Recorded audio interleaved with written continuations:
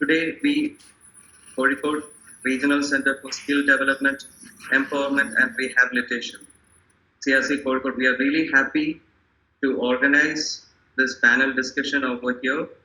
And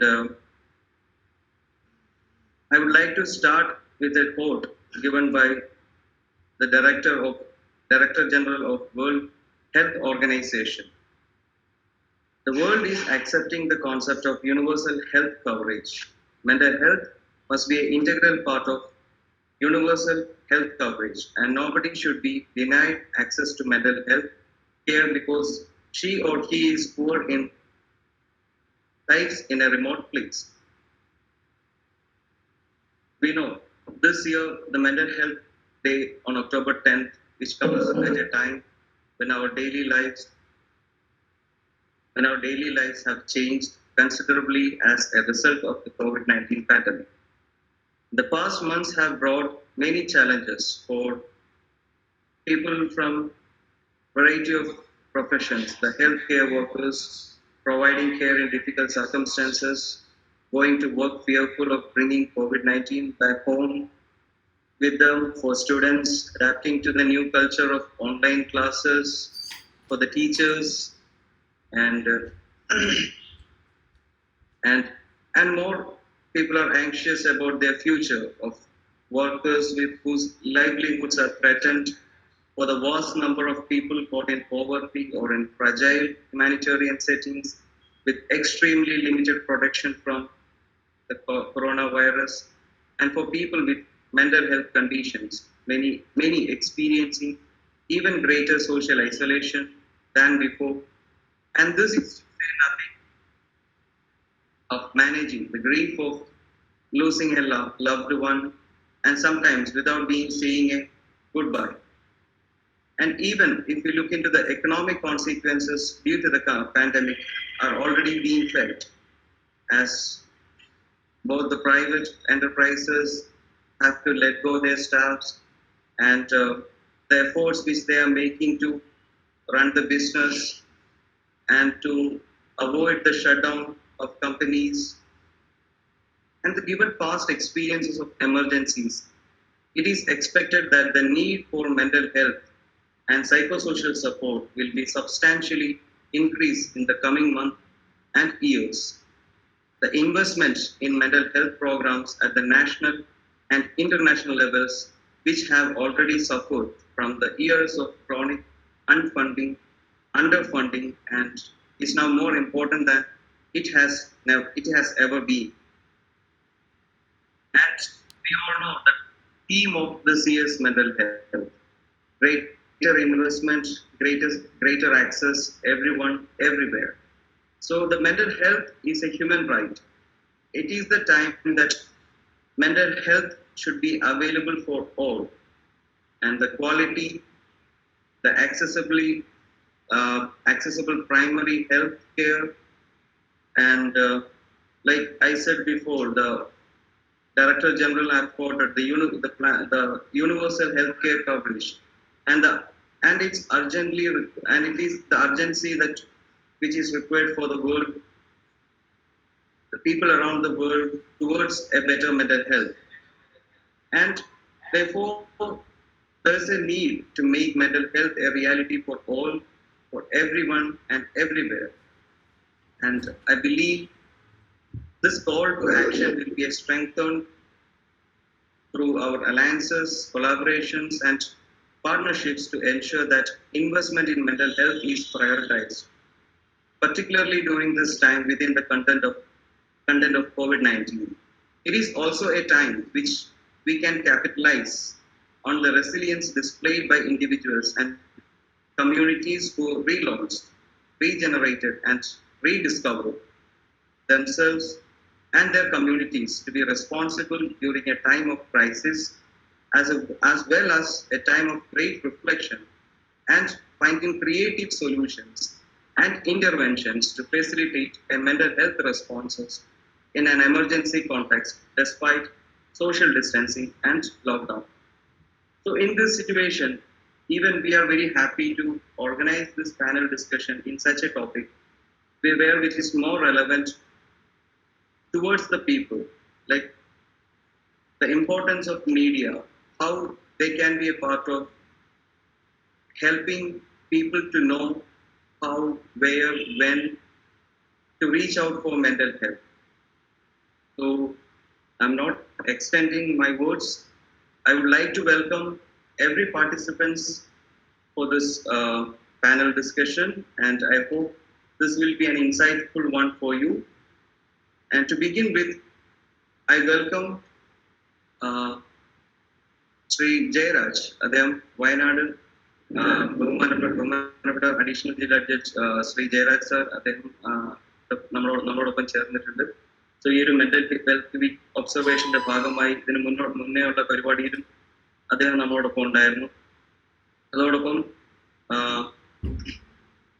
നമ്മുടെ ഇന്നത്തെ 3 panellist, doctor PN Suresh Kumar, അദ്ദേഹം നമ്മളോടൊപ്പം ചേരുന്നതായിരിക്കും, സൈക്യാട്രിസ്റ്റ് ആണ്. കൂടാതെ ശ്രീ KC വേണുഗോപാൽ, അദ്ദേഹം മാതൃഭൂമി പീരിയോഡിക്കൽസിന്റെ ചീഫ് സബ് എഡിറ്റർ. അതോടൊപ്പം ഫാദർ അനൂപ് പീറ്റർ, അദ്ദേഹം ഒരു ക്ലിനിക്കൽ സൈക്കോളജിസ്റ്റ് ആണ്. And I also welcome our honourable director Dr. Roshan Bijli of Kozhikode CRC. And once again, ഈ ഒരു പാനൽ ഡിസ്കഷനിലേക്ക് എല്ലാ പാർട്ടിസിപ്പൻസിനെയും ഞാൻ സ്വാഗതം ചെയ്യുന്നു. And I welcome Dr. Roshan Bijli, the director of CRC Calicut, for the introductory note. Sir. Thanks, Vishnu. ഇന്നത്തെ ഈ ഒരു ലോക മാനസികാരോഗ്യ ദിനാചരണത്തിന്റെ ഭാഗമായിട്ട് ഇന്ന് നമ്മളിവിടെ സംഘടിപ്പിച്ചിരിക്കുന്ന ഈ ഒരു പാനൽ ഡിസ്കഷനിലേക്ക് പങ്കെടുക്കുന്ന എല്ലാ മാന്യ വ്യക്തികൾക്കും പരിപാടിയിലേക്ക് സ്വാഗതം ചെയ്യുകയാണ്. കാലിക്കറ്റ് പ്രസ് ക്ലബും കോമ്പസിറ്റ് റീജിയണൽ സെന്ററും സംയുക്തമായിട്ടാണ് ഈ ഒരു പരിപാടി ഇന്നിവിടെ ആചരിക്കുന്നത്. നമുക്കറിയാം, മാനസികാരോഗ്യം എന്ന് പറയുന്നത് മറ്റേതൊരു കാലത്തേക്കാൾ ഉപരി ഈ ഒരു കൊറോണ പാൻഡമിക്കിന്റെ പശ്ചാത്തലത്തിൽ ഏറ്റവും അധികം പ്രാധാന്യം അർഹിക്കുന്ന ഒരു ഘട്ടത്തിലൂടെയാണ് നമ്മൾ പോയിക്കൊണ്ടിരിക്കുന്നത്. എല്ലാ വർഷവും നമ്മൾ ലോക മാനസികാരോഗ്യ ദിനം ഒക്ടോബർ 10 ആചരിക്കാറുണ്ട്. പക്ഷെ മുമ്പൊരിക്കലും ഇല്ലാത്ത രീതിയിലുള്ള പ്രാധാന്യം ഇതിന് കൈവന്നിരിക്കുന്നത് നാം ഓരോ വ്യക്തിയെയും ബാധിക്കുന്ന ഒരു വലിയ പ്രശ്നമായിട്ട് ഇന്ന് ഈ കൊറോണ നമ്മുടെയൊക്കെ മുമ്പിലുണ്ട് എന്നുള്ളത് തന്നെയാണ്.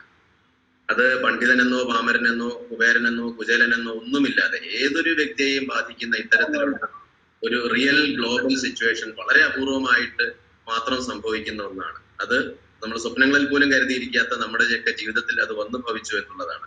അപ്പൊ അതുണ്ടാക്കിയിട്ടുള്ള അനിശ്ചിതത്വങ്ങള്, ഒരുപാട് ആകാംക്ഷകള്, ഇതെല്ലാം നമ്മുടെ എല്ലാ വ്യക്തികളുടെയും മാനസികാരോഗ്യത്തെ പ്രതികൂലമായിട്ട് ബാധിച്ചിട്ടുണ്ട്. അതിന്റെ ഒരു സ്പെക്ട്രത്തിൽ വ്യത്യാസം ഉണ്ടാകാം, പക്ഷെ എല്ലാ വ്യക്തികളെയും തന്നെ തൊഴിൽ സംബന്ധമായ അൺസർട്ടനിറ്റീസ്, സാമ്പത്തികമായ പ്രശ്നങ്ങള്, സാമൂഹികമായ പ്രശ്നങ്ങള്, കുടുംബപരമായിട്ട് അകലങ്ങൾ ഉണ്ടാക്കുന്ന ബുദ്ധിമുട്ടുകള്, ഇങ്ങനെ എല്ലാ തുറയിലും നമ്മൾ ബാധിച്ചിട്ടുള്ള ഒരു കാലഘട്ടത്തിലാണ് ഈ ഒരു വിഷയം മാനസികാരോഗ്യം ഏറെ ചർച്ചിതമായി തീരുന്നത്.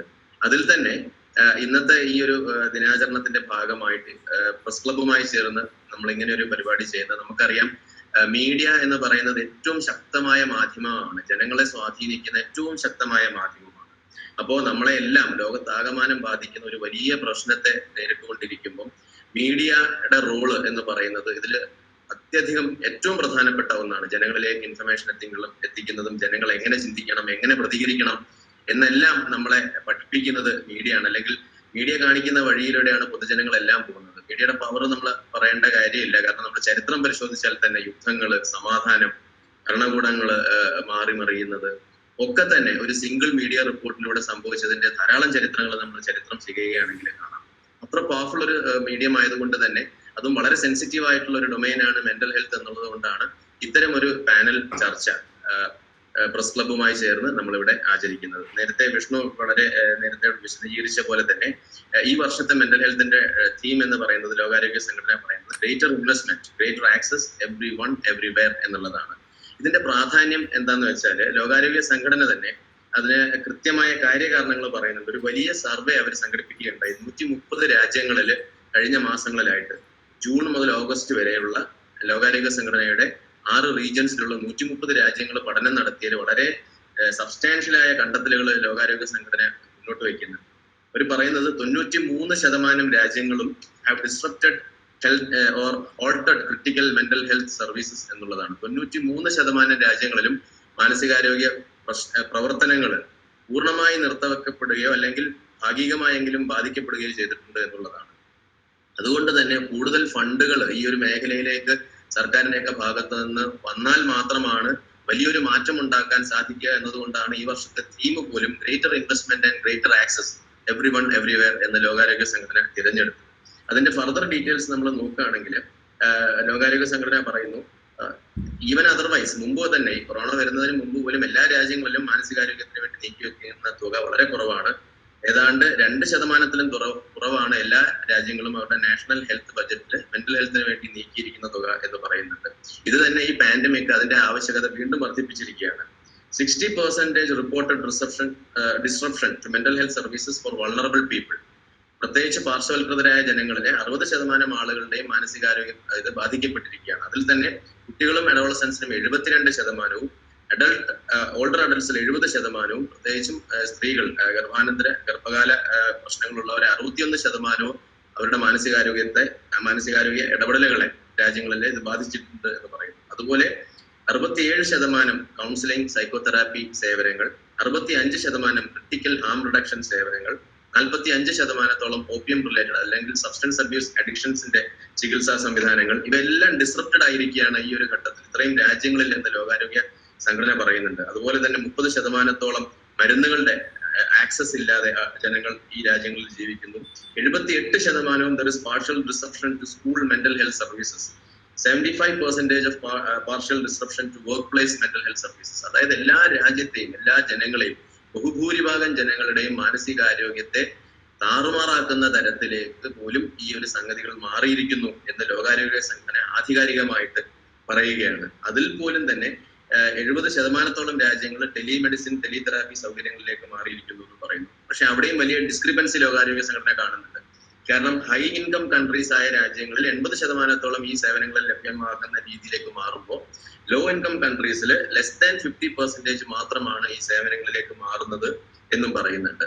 അപ്പൊ അതുകൊണ്ട് ഇതെല്ലാം നമ്മൾക്ക് കാണിക്കുന്ന കാര്യം വളരെ വളരെ നമ്മൾ വളരെയേറെ ശ്രദ്ധിക്കേണ്ട ഒരു ഘട്ടത്തിലൂടെയാണ് മാനസികാരോഗ്യത്തെ സംബന്ധിച്ച് പോകുന്നത് എന്നുള്ളതാണ്. അതുപോലെ മറ്റൊരു ഫൈൻഡിങ് അവർ പറയുന്നത് 89% countries have reported mental health component in COVID-19 response plan. അതിന്റെ അടിസ്ഥാന റെസ്പോൺസ് പ്ലാനിൽ തന്നെ 89% രാജ്യങ്ങളും മാനസികാരോഗ്യം ഉൾപ്പെടുത്തിയിട്ടുണ്ട്. പക്ഷെ കേവലം 17% രാജ്യങ്ങൾക്ക് മാത്രമാണ് ഇതിന് ആവശ്യമുള്ള പൂർണ്ണമായ അഡീഷണൽ ഫണ്ടിങ് ഉള്ളത്. അപ്പൊ അതുകൊണ്ട് ഇത് ഇരുത്തി ചിന്തിക്കേണ്ട ഒരു വശമായിട്ട് തന്നെ ലോകാരോഗ്യ സംഘടന കാണുന്നുണ്ട്. ഞാനതിൽ അധികം ഡീറ്റെയിൽസിലേക്ക് പോകുന്നില്ല. നമ്മൾ പാനൽ ചർച്ചയിലേക്ക് കിടക്കുമ്പോൾ അതിന്റെ ഫർദർ ഡീറ്റെയിൽസ് നമ്മുടെ ചർച്ചയുടെ ഭാഗത്തേക്ക് വരാം എന്ന് കരുതുന്നു. അപ്പൊ എന്തായാലും ഈ ഒരു പശ്ചാത്തലത്തിൽ നിന്നുകൊണ്ടാണ് നമ്മൾ ഈ ഒരു ദിനാചരണം നടത്തുന്നത് എന്നുള്ളതാണ് ഈ ഒരു ചർച്ചയ്ക്ക് ആധാരമാവുന്നത്, പാനൽ ഡിസ്കഷൻ ആധാരമാവുന്നത്. മീഡിയയുടെ വലിയ പ്രസക്തി അത് പാനലിസ്റ്റുകൾ അതിനെക്കുറിച്ച് കൂടുതൽ വിശദീകരിക്കും. എന്തായാലും വളരെയധികം സന്തോഷമുണ്ട് ഇത്രയും ആളുകൾ ഇതിൽ പങ്കെടുക്കുന്നതിൽ. അതുപോലെ ജയരാജ് സാറ് തന്റെ ഔദ്യോഗിക കൃത്യനിർവഹണ തിരക്കുകൾക്കിടയിലാണ് അദ്ദേഹം ഇന്ന് ഇതിന് ഇനോഗ്രേഷന് കൺസെന്റ് ചെയ്തിട്ടുള്ളത്. അതിലേറെ സന്തോഷവും നന്ദിയും ഞങ്ങൾ രേഖപ്പെടുത്തുകയാണ് സംഘാടകരുടെ ഭാഗത്ത് നിന്ന്. അദ്ദേഹത്തിന്റെ പിന്തുണ എല്ലായ്പ്പോഴും എല്ലാ പ്രവർത്തനങ്ങളും ഞങ്ങൾ എല്ലായ്പ്പോഴും ലഭിക്കുന്നതാണ്. ജയരാജ് സാറിനോട് നന്ദി അറിയിക്കണം. അതുപോലെ തന്നെ പാനലിസ്റ്റ് ആയിട്ട് വന്നിരിക്കുന്ന 3 പ്രഗത്ഭ വ്യക്തികളാണ്. സീനിയർ കൺസൾട്ടന്റ് സൈക്കോളജിസ്റ്റ് ആയിട്ടുള്ള ഫാദർ അനൂപ്, അതുപോലെ തന്നെ ശ്രീ കൃഷ്ണകുമാർ ആരോഗ്യ സംബന്ധമായ റിപ്പോർട്ടിങ്ങും ആരോഗ്യ മാസികയുടെ തന്നെ സ്പെസിഫിക് ഇൻചാർജായി വളരെ പരിണിതപ്രജ്ഞനായിട്ടുള്ള മാധ്യമ പ്രവർത്തകനാണ്. അദ്ദേഹത്തെ തന്നെ ഈ ഒരു പാനലിസ്റ്റ് ആയി കിട്ടിയതിലും ഏറെ സന്തോഷമുണ്ട്. അതുപോലെ തന്നെ ഡോക്ടർ PN സുരേഷ് കുമാർ ഇന്ത്യയിലെ തന്നെ അറിയപ്പെടുന്ന സൈക്കാട്രിസ്റ്റുമാരിൽ ഒരാളാണ്. അന്തർദേശീയ തലത്തിൽ അംഗീകാരങ്ങളും ഒക്കെ നേടിയിട്ടുള്ള ഏറ്റവും അധികം പബ്ലിക്കേഷൻസ് ഉള്ള ബെസ്റ്റ് ഡോക്ടർ അവാർഡ് അടക്കം ദേശീയ തലത്തിൽ നേടിയിട്ടുള്ള പ്രഗത്ഭനായ വ്യക്തിയാണ്. സൈക്കാട്രിസ്റ്റ് എന്ന രീതിയിൽ ഈ പാനലിനെ പ്രതിനിധീകരിച്ചു വരുന്നത്. അപ്പം സമ്പുഷ്ടമായ ഒരു പാനൽ ചർച്ച ഇനി ഇവിടെ നടക്കാൻ പോകുന്നുണ്ട്. ഞാൻ അധികം ദീർഘിപ്പിക്കുന്നില്ല. ഏറെ ബഹുമാനത്തോടു കൂടി നമ്മുടെ ബഹുമാനപ്പെട്ട Jayaraj sir, additional district judge Wayanad, അദ്ദേഹത്തെ ഈ പരിപാടിയുടെ ഔപചാരികമായ ഉദ്ഘാടനത്തിലേക്ക് ക്ഷണിക്കുകയാണ്. On behalf of the entire organisers. Shri Firoz ഒക്കെ അദ്ദേഹം പ്രസ് ക്ലബിന്റെ ഭാരവാഹിയാണ്. അദ്ദേഹത്തിന്റെയൊക്കെ സജീവ പങ്കാളിത്തത്തോടുകൂടിയാണ് നമുക്ക് നടത്താൻ സാധിച്ചത്. അതിലുള്ള നന്ദിയും സന്തോഷം അറിയിച്ചുകൊണ്ട് ജയരാജ് സാർ ഉദ്ഘാടനത്തിനായിട്ട് ക്ഷണിക്കുന്നു. Thank you. നമ്മുടെ CRCയുടെ കളിക്കാരോ അല്ലേ? കേൾക്കാം സാർ, കേൾക്കാം. PRC-യുടെയും പ്രസ് ക്ലബിന്റെയും ബഹുമാനായ ഭാരവാഹികൾ, നമ്മളെ പാനലിസ്റ്റുകളായിട്ടുള്ള ഏറ്റവും പ്രമുഖ ബഹുമാന്യ വ്യക്തികൾ, നമ്മുടെ ചർച്ചകളിൽ പങ്കെടുക്കാൻ വേണ്ടി ജോയിൻ ചെയ്തിട്ടുള്ള ഏറ്റവും പ്രിയപ്പെട്ടവരെ, ഇപ്പോൾ കാര്യങ്ങൾ ഡോക്ടർ റോഷൻ ഇതിൽ പറഞ്ഞിട്ടുണ്ട്. മീഡിയയ്ക്ക് വളരെയധികം പ്രാധാന്യമുള്ള ഒരു കാലഘട്ടമെന്ന് അദ്ദേഹം സൂചിപ്പിക്കുകയും ചെയ്തിട്ടുണ്ട്. അപ്പോൾ നമ്മൾ പറയാറുണ്ട് മീഡിയ എന്ന് പറയുന്നത് ഡെമോക്രസിയുടെ 4 പില്ലേഴ്സിലൊന്നാണെന്ന് പറയാറുണ്ട്. ഇപ്പോൾ ലെജിസ്ലേറ്റീവ്, എക്സിക്യൂട്ടീവ്, ജുഡീഷ്യറി എന്ന് പറയുന്ന അതേപോലെ തന്നെ പ്രാധാന്യം മീഡിയയ്ക്ക് നമ്മൾ കൽപ്പിച്ചു വരാറുണ്ട്. അപ്പോൾ അതിൽ തന്നെ എനിക്ക് തോന്നുന്നു ഒരുപക്ഷെ മീഡിയയ്ക്ക് വളരെയധികം പ്രാധാന്യമുള്ള, അതിന് വർദ്ധിച്ച ഒരു കാലഘട്ടങ്ങളൊക്കെയാണ്. ഇപ്പോൾ ലെജിസ്ലേറ്റീവും ജുഡീഷ്യറിയും അതിന് പങ്ക് വഹിക്കുന്നുണ്ടെങ്കിൽ തന്നെ എക്സിക്യൂട്ടീവാണ് ഇതിൻ്റെ നമ്മളെ മഹാമാരിയെ നേരിടാനുള്ള നടപടികൾ പ്രധാനമായും വഹിക്കുന്നത്. അതിൻ്റെ കൂടെ തന്നെ ഇപ്പോൾ എക്സിക്യൂട്ടീവിൻ്റെ ഉത്തരവുകൾ ജനങ്ങളിൽ എത്തിക്കുക, അതേപോലെ ബോധവൽക്കരണ ശ്രമങ്ങൾ WHO-യുടെയും നമ്മുടെ കേരളത്തിലെയും കേന്ദ്രത്തിലെയും ഒക്കെ തന്നെ ആരോഗ്യ വിഭാഗത്തിൻ്റെ നിർദ്ദേശങ്ങൾ ജനങ്ങളിൽ എത്തിക്കുക, ബോധവൽക്കരണം ഉണ്ടാക്കുക. അതുകൂടാതെ ജനങ്ങൾക്കുണ്ടാകുന്ന പ്രശ്നങ്ങൾ അധികാരികളിൽ എത്തിക്കുക. ഈ ഒരു പങ്ക് ഇന്ന് വളരെ അർഹമായ രീതിയിൽ മീഡിയ നിർവഹിച്ചു വരികയാണ്. ഇതിൻ്റെ ഒരു പ്രത്യേകത എന്ന് പറഞ്ഞാൽ നമ്മൾ നേരത്തെ പറഞ്ഞ പോലെ തന്നെ മുന്നറിവില്ലാത്ത ഒരു പ്രതിസന്ധിയാണ് നമ്മൾ അഭിമുഖീകരിക്കുക. അപ്പോൾ നമ്മൾ പ്രളയത്തെ നമ്മൾ ഫേസ് ചെയ്തപ്പോൾ നമുക്കറിയാതെ എന്ത് ചെയ്യണം നമുക്കറിയായിരുന്നു, നമുക്ക് അനുഭവങ്ങളുണ്ടായിരുന്നു. പക്ഷെ കോവിഡിന്റെ കാര്യത്തിൽ പരിഹാരം ഇനിയും ആയിട്ടില്ല. എന്തുകൊണ്ടാണ് കോവിഡ്, അതിന്റെ പ്രത്യാഘാതങ്ങൾ എന്തൊക്കെയാണ് എന്നൊക്കെയുള്ള കാര്യങ്ങൾ നമ്മൾ പഠിച്ചു വരികയായിരുന്നു. അപ്പോൾ വളരെ നമ്മൾ മുന്നോട്ട് പോയിട്ടുണ്ട്. എന്നാലും പരിഹാരം ഇപ്പോഴും അങ്ങനെ തന്നെയാണ്. അപ്പോൾ മുന്നറിവില്ലാത്ത ഒരു കാര്യത്തിൽ നമ്മൾ നേരിടുമ്പോൾ നമുക്കുണ്ടാകുന്ന പ്രയാസങ്ങൾ നമ്മൾക്ക് അനുഭവിക്കേണ്ടി വരുന്നുണ്ട്. അതൊക്കെ തന്നെ ഒരുപക്ഷെ മാധ്യമങ്ങളെയും ആ ഒരു പ്രയാസം മാധ്യമങ്ങൾ അനുഭവിക്കുന്നുണ്ടായിരിക്കാം. അപ്പോൾ ഈ കോവിഡ് എന്ന് പറയുന്നത് നമുക്ക് ഒരു ആരോഗ്യ പ്രശ്നം മാത്രമേ കാണാൻ കഴിയില്ല. നമ്മുടെ സമ്പദ് വ്യവസ്ഥയെ അത് ബാധിച്ചിട്ടുണ്ട്, തൊഴിലില്ലായ്മ ഉണ്ടാക്കിയിട്ടുണ്ട്, വിദ്യാഭ്യാസ മേഖലയെ ബാധിച്ചിട്ടുണ്ട്, പലർക്കും ഒറ്റപ്പെടലിൻ്റെ ആയിട്ടുള്ള ഒരു അന്തരീക്ഷവും ഉണ്ടാക്കിയിട്ടുണ്ട്. അപ്പോൾ ഇതെല്ലാം കൂടെ ബാധിക്കുന്ന ഒരു സ്ഥിതിയിൽ നമുക്ക് ഒറ്റക്കെട്ടായ ഒരു മുന്നേറ്റം ഇതിനെതിരെ ഈ മഹാമാരിയെ മറികടക്കേണ്ടത് നമുക്ക് ആവശ്യമാണ്. അതിൽ മീഡിയ അതിൻ്റെതായ പങ്ക് നിർവഹിച്ചു വരികയാണ്. ഇപ്പോൾ അതിൽ നമുക്ക് ഒരുപക്ഷെ നേരത്തെ പറഞ്ഞ പോലെ തന്നെ മാധ്യമങ്ങൾ അഭിമുഖീകരിക്കുന്ന ഒരു പ്രശ്നം ഒരുപക്ഷെ എനിക്ക് തോന്നുന്നത് ഒരു ബാലൻസ്ഡ് ആയിട്ടുള്ള ഒരു സമീപനം, ഒരു സന്തുലിത സമീപനം ഇക്കാര്യത്തിൽ സ്വീകരിക്കുക എന്നുള്ളതായിരിക്കണം. കാരണം അധികാരികളുടെ ഉത്തരവുകൾ എത്തിക്കുക, അതേപോലെ തന്നെ ഈ രോഗങ്ങളെക്കുറിച്ചുള്ള അപ്ഡേറ്റ്സ് അതാത് സമയത്ത് ജനങ്ങളിൽ എത്തിക്കുക എന്നൊക്കെ ചെയ്യുമ്പോൾ തന്നെ ജനങ്ങളൊരു ഭീതിയില്ലാതെ ജനങ്ങളിൽ പോസിറ്റീവ് സമീപനം ഉണ്ടാക്കേണ്ട ഒരു ഉത്തരവാദിത്തം കൂടി മാധ്യമങ്ങൾ ഏറ്റെടുക്കേണ്ടി വന്നിരിക്കുകയാണ്.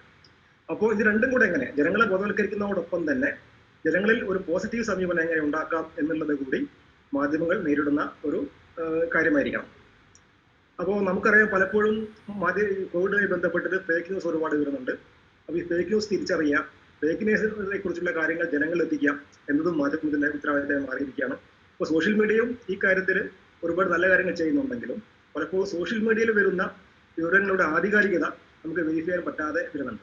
പക്ഷേ മറ്റുള്ള പരമ്പരാഗത മാധ്യമങ്ങളാകുന്ന സമയത്ത് അങ്ങനെയല്ല, നമുക്ക് അതിന്റെ സോഴ്സ് നമുക്ക് അറിയാൻ വേണ്ടി കഴിയും. അപ്പോൾ ഒരു പക്ഷേ സോഷ്യൽ മീഡിയ അതിന്റെ പങ്ക് വഹിക്കുമ്പോൾ തന്നെ പരമ്പരാഗത മാധ്യമങ്ങൾക്ക് എനിക്ക് തോന്നുന്നു കുറച്ചുകൂടി ജനങ്ങൾക്ക് ഒരുപാട് സ്വീകാര്യത കൽപ്പിക്കുന്നുണ്ടായിരിക്കണം. അതുകൊണ്ട് തന്നെ എനിക്ക് തോന്നുന്നു കോവിഡ് കാലഘട്ടത്തിൽ ജനങ്ങളൊക്കെ തന്നെ പലപ്പോഴും മാധ്യമങ്ങളുടെ മുമ്പിലായിരുന്നു. പ്രിന്റഡ് മീഡിയ ആയാലും ശരി, വിഷ്വൽ മീഡിയ ആയാലും ശരി, ജനങ്ങൾ വല്ലാതെ ആശ്രയിച്ചിട്ടുണ്ട്. പലപ്പോഴും നമുക്കറിയാം ഇപ്പോഴും നമ്മൾ ഈ വൈകുന്നേരത്തുള്ള CM-ന്റെ പ്രസ് മീറ്റിന് വേണ്ടി ആളുകൾ കാത്തിരിക്കുന്ന ഒരു അവസ്ഥയൊക്കെ തന്നെയുണ്ട്. അപ്പൊ എന്തായാലും ജനങ്ങൾ മാധ്യമങ്ങളുടെ നേരെ വല്ലാതെ ആശ്രയം കാണിച്ച ഒരു കാലഘട്ടം കൂടിയായിരുന്നു നമ്മുടെ കോവിഡ് കാലഘട്ടം. ഇപ്പോഴും അതങ്ങനെ തന്നെ തുടരുകയാണ്.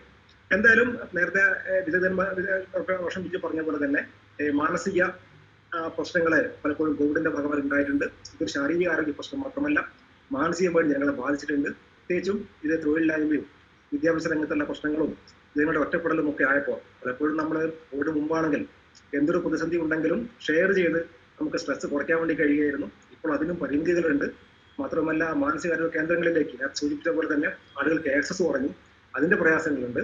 അപ്പോൾ അങ്ങനെയാകുമ്പോൾ ഈ ഒരു സാഹചര്യത്തിൽ ജനങ്ങൾക്ക് സ്ട്രെസ് ഉള്ള ഒരു കാലഘട്ടത്തിൽ രോഗങ്ങളെ കുറിച്ചുള്ള ഭീതി ഉണ്ടാകുമ്പോൾ അറിവില്ലായ്മ ഉണ്ടാകുന്ന സമയത്ത് ഇതിന്റെ ഗൗരവാവസ്ഥ ബോധ്യപ്പെടുമ്പോഴൊക്കെ തന്നെ ഉണ്ടാകുന്ന സ്ട്രെസ് അതൊരു പ്രയാസം തന്നെയാണ്. അത് പലപ്പോഴും ആൾക്കാർ ഉത്കണ്ഠ ഉണ്ടാക്കുന്നതിലേക്ക് മാറുന്നുണ്ടാവാം. ഇത് നമ്മളുള്ളത് കൊണ്ട് തന്നെ അതിലേക്ക് കടക്കുന്നില്ല, അവരാണ് അതിനെക്കുറിച്ച് സംസാരിക്കേണ്ടത് എന്നുള്ളത് കൊണ്ട് തന്നെ. അപ്പോൾ ഈ രീതിയിൽ സ്ട്രെസ് വർദ്ധിക്കുന്ന ഒരു സമയം ഉണ്ടായിട്ടുണ്ട്. അപ്പോൾ അത് പലപ്പോഴും ഫേക്ക് ന്യൂസുകളുടെ സ്ട്രെസ്സിന് കാരണമാവുന്നുണ്ട്. ഈ ഫേക്ക് ന്യൂസുകളെ തുറന്നു കാണിക്കാനുള്ള ശ്രമം മാധ്യമങ്ങളുടെ ഉണ്ടാവുന്നുണ്ട്. അതിനകത്ത് ജനങ്ങൾ കൂടുതൽ, എനിക്ക് സോഷ്യൽ മീഡിയയേക്കാൾ ജനങ്ങൾ പലപ്പോഴും സ്വീകാര്യമായി കരുതുന്നത് പരമ്പരാഗത മാധ്യമങ്ങളെയാണ്. അപ്പോൾ ആ ഉത്തരവാദിത്വം കൂടി മീഡിയയിൽ നന്നായിട്ടുണ്ട് എന്നുള്ളതാണ്. അതേപോലെ തന്നെ ജനങ്ങളുടെ പ്രശ്നങ്ങൾ പലപ്പോഴും ഒറ്റപ്പെടേണ്ട സാഹചര്യത്തിൽ ജനങ്ങൾ അഭിമുഖീകരിക്കുന്ന പ്രശ്നങ്ങൾ സർക്കാരിലേക്ക് എത്തിക്കേണ്ട ഉത്തരവാദിത്വവും മാധ്യമങ്ങൾക്കുണ്ട്.